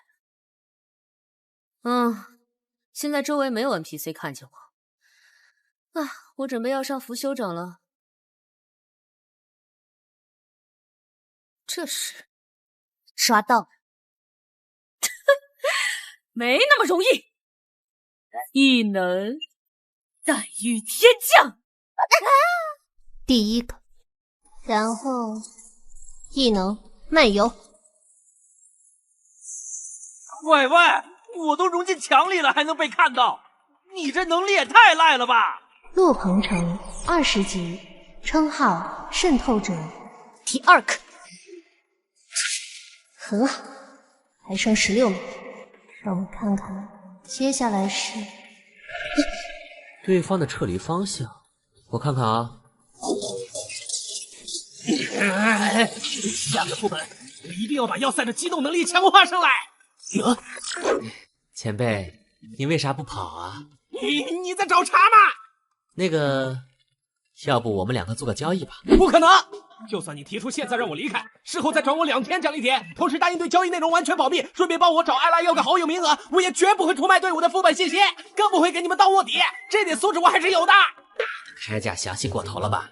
不是啥大事，我就是想问问，你们队里有个人叫徐淼，对吧？啊？哦，我知道，他还蛮出名的，进神域时间不算短，战斗天赋也很好，但是在10级卡了很久。不过现在也快突破了吧？这次是和雪姨一起双排进来的，不过有点奇怪，没听说他们之前有交情啊。小老弟，你问他干嘛？啊？难道你喜欢这个类型的？嘿嘿，只要你放我，暂时休战，我就去帮你要好友。哎，喂，你在听吗？雪姨，难道他也是？徐淼，这个人在到处打听你的消息，是你朋友吗？雪翼25级，称号幻物行者。这个声音是徐淼。既然我们的关系这么熟，有什么不能直接问的吗？徐淼10级，称号黄风一闪，北区帝国大学。徐淼，还有那个和他一起双排的雪翼。他认识你，是你的朋友吗？对呀，我们关系可好了，过命的那种。嘿嘿，25级的职业者怎么想都没有胜算啊！现在只能希望 NPC 护卫的智商够用了。调查官大人，这是在干嘛？悄悄过来，包围他们，一网打尽。大人让我们全体撤离，到城外巡护，见人就打。我让你们来救我呀，笨蛋！小的们，护驾，快来护驾呀！算了，我带了整个 A 组1半的 NPC 护卫，自保还是没问题的，逼退他们就行。看来这个副本给了你不少 NPC 战力了。不过刚好，这个副本的环境也很适合我。现在没人来打扰了，你们玩得开心啊！异能光影魔术，异能强迫自律，不认依文字，别想逃！换见习鬼祟，什么鬼东西？结束了，太弱了。异能暗影步，攻击频率不一样，但本体到底躲在什么地方了？如果是真正的徐淼，这时候根本不会不去在乎虚影还是本体，也不会停下来防御，他只会拼着受伤，用狂暴的斩击撕碎阻挡自己的一切。这个家伙到底要开心到什么时候？什么？解决了？真是的，早这样不就好了？喂，你以为这么长时间艾拉也没有传送进来，是因为谁在努力啊？而且我肯定要先去解决任务目标啊！谁知道你连一个5级的小家伙都干不掉。任务目标编号 bug-03，艾莎科牛顿已清除。少废话，还不是因为这个身体太弱了，而且在迷雾里根本没有办法对付鬼秘类强化的角色。徐淼的脸说这种废物的话，哎，居然还能动啊！不过偏了好远，已经没法瞄准了。要逃了，下一次一定会干掉你的。接住了。西区白金汉宫17.07。在第一波袭击中，我们需要保护的 VIP 目标被干掉了2个，失踪了1个。除了封锁中的格林威治区，其他的 VIP 目标都已经集中保护起来了。而 B 组有2位玩家被艾拉姐击杀，还剩下4个人。可惜，去帝国大学那边的3个人趁乱逃掉了，不然他们现在已经被打崩了。不过好奇怪，被击杀2人好像都是在就地休整，他们的出生点不就在博物馆附近吗？还有，他们如果一开始就在大学投入了3人，为什么不一起动手？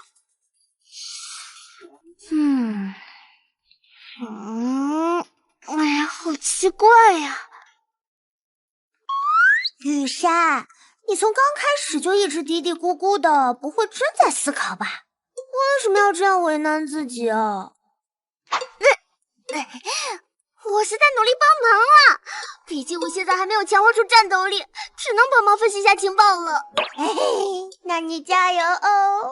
殿下，晚餐时间到了。多谢，食物留下就可以了，我们会负责帮皇子殿下解决的。味道比我想的要好嘛。我们这样真的没问题吗？别到最后要保护的 NPC 势力直接和我们翻脸了。安心安心，王娟那个称等能力会极大的扩展合法的范围。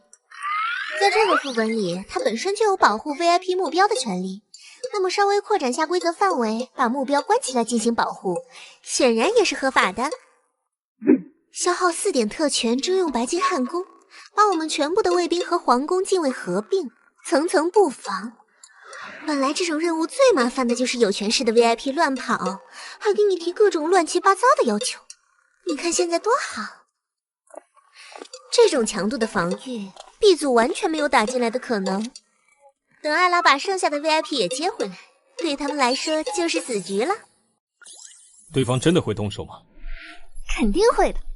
随着 VIP 目标的减少和聚集，我们的防守力量也会变得越来越集中。所以对于 B 组来说，这是个先易后难的任务。码头区的船长已经在我们的警告下开船离港了，这里就是他们能动手的最后目标。他们肯定会趁我们还有分兵的时候，集中剩下的全部兵力拿下这里。而我们要做的，就是趁机让他们尽可能的减员。任务结束的条件是击杀全部刺客。要是最后变成他们分散躲藏，我们满城找人，这就尴尬了。毕竟这次任务不知道为啥连个击杀提示都没有。没有击杀提示，对战名单也看不出任何变化。对方有点信息上的优势也很正常啦。毕竟仔细想想，我们这边任务还是要容易很多的。而且这一局算他们运气不好。我的职业、圣遗物、异能都是传送类极端强化，最擅长在这种大型地图上远距离奔袭了。传送，王娟，你之前遇到的第一个敌人，你有看到他是怎么进入大学的吗？没有，我赶到的时候，他就已经在 VIP 目标身边了。等等，你那边也……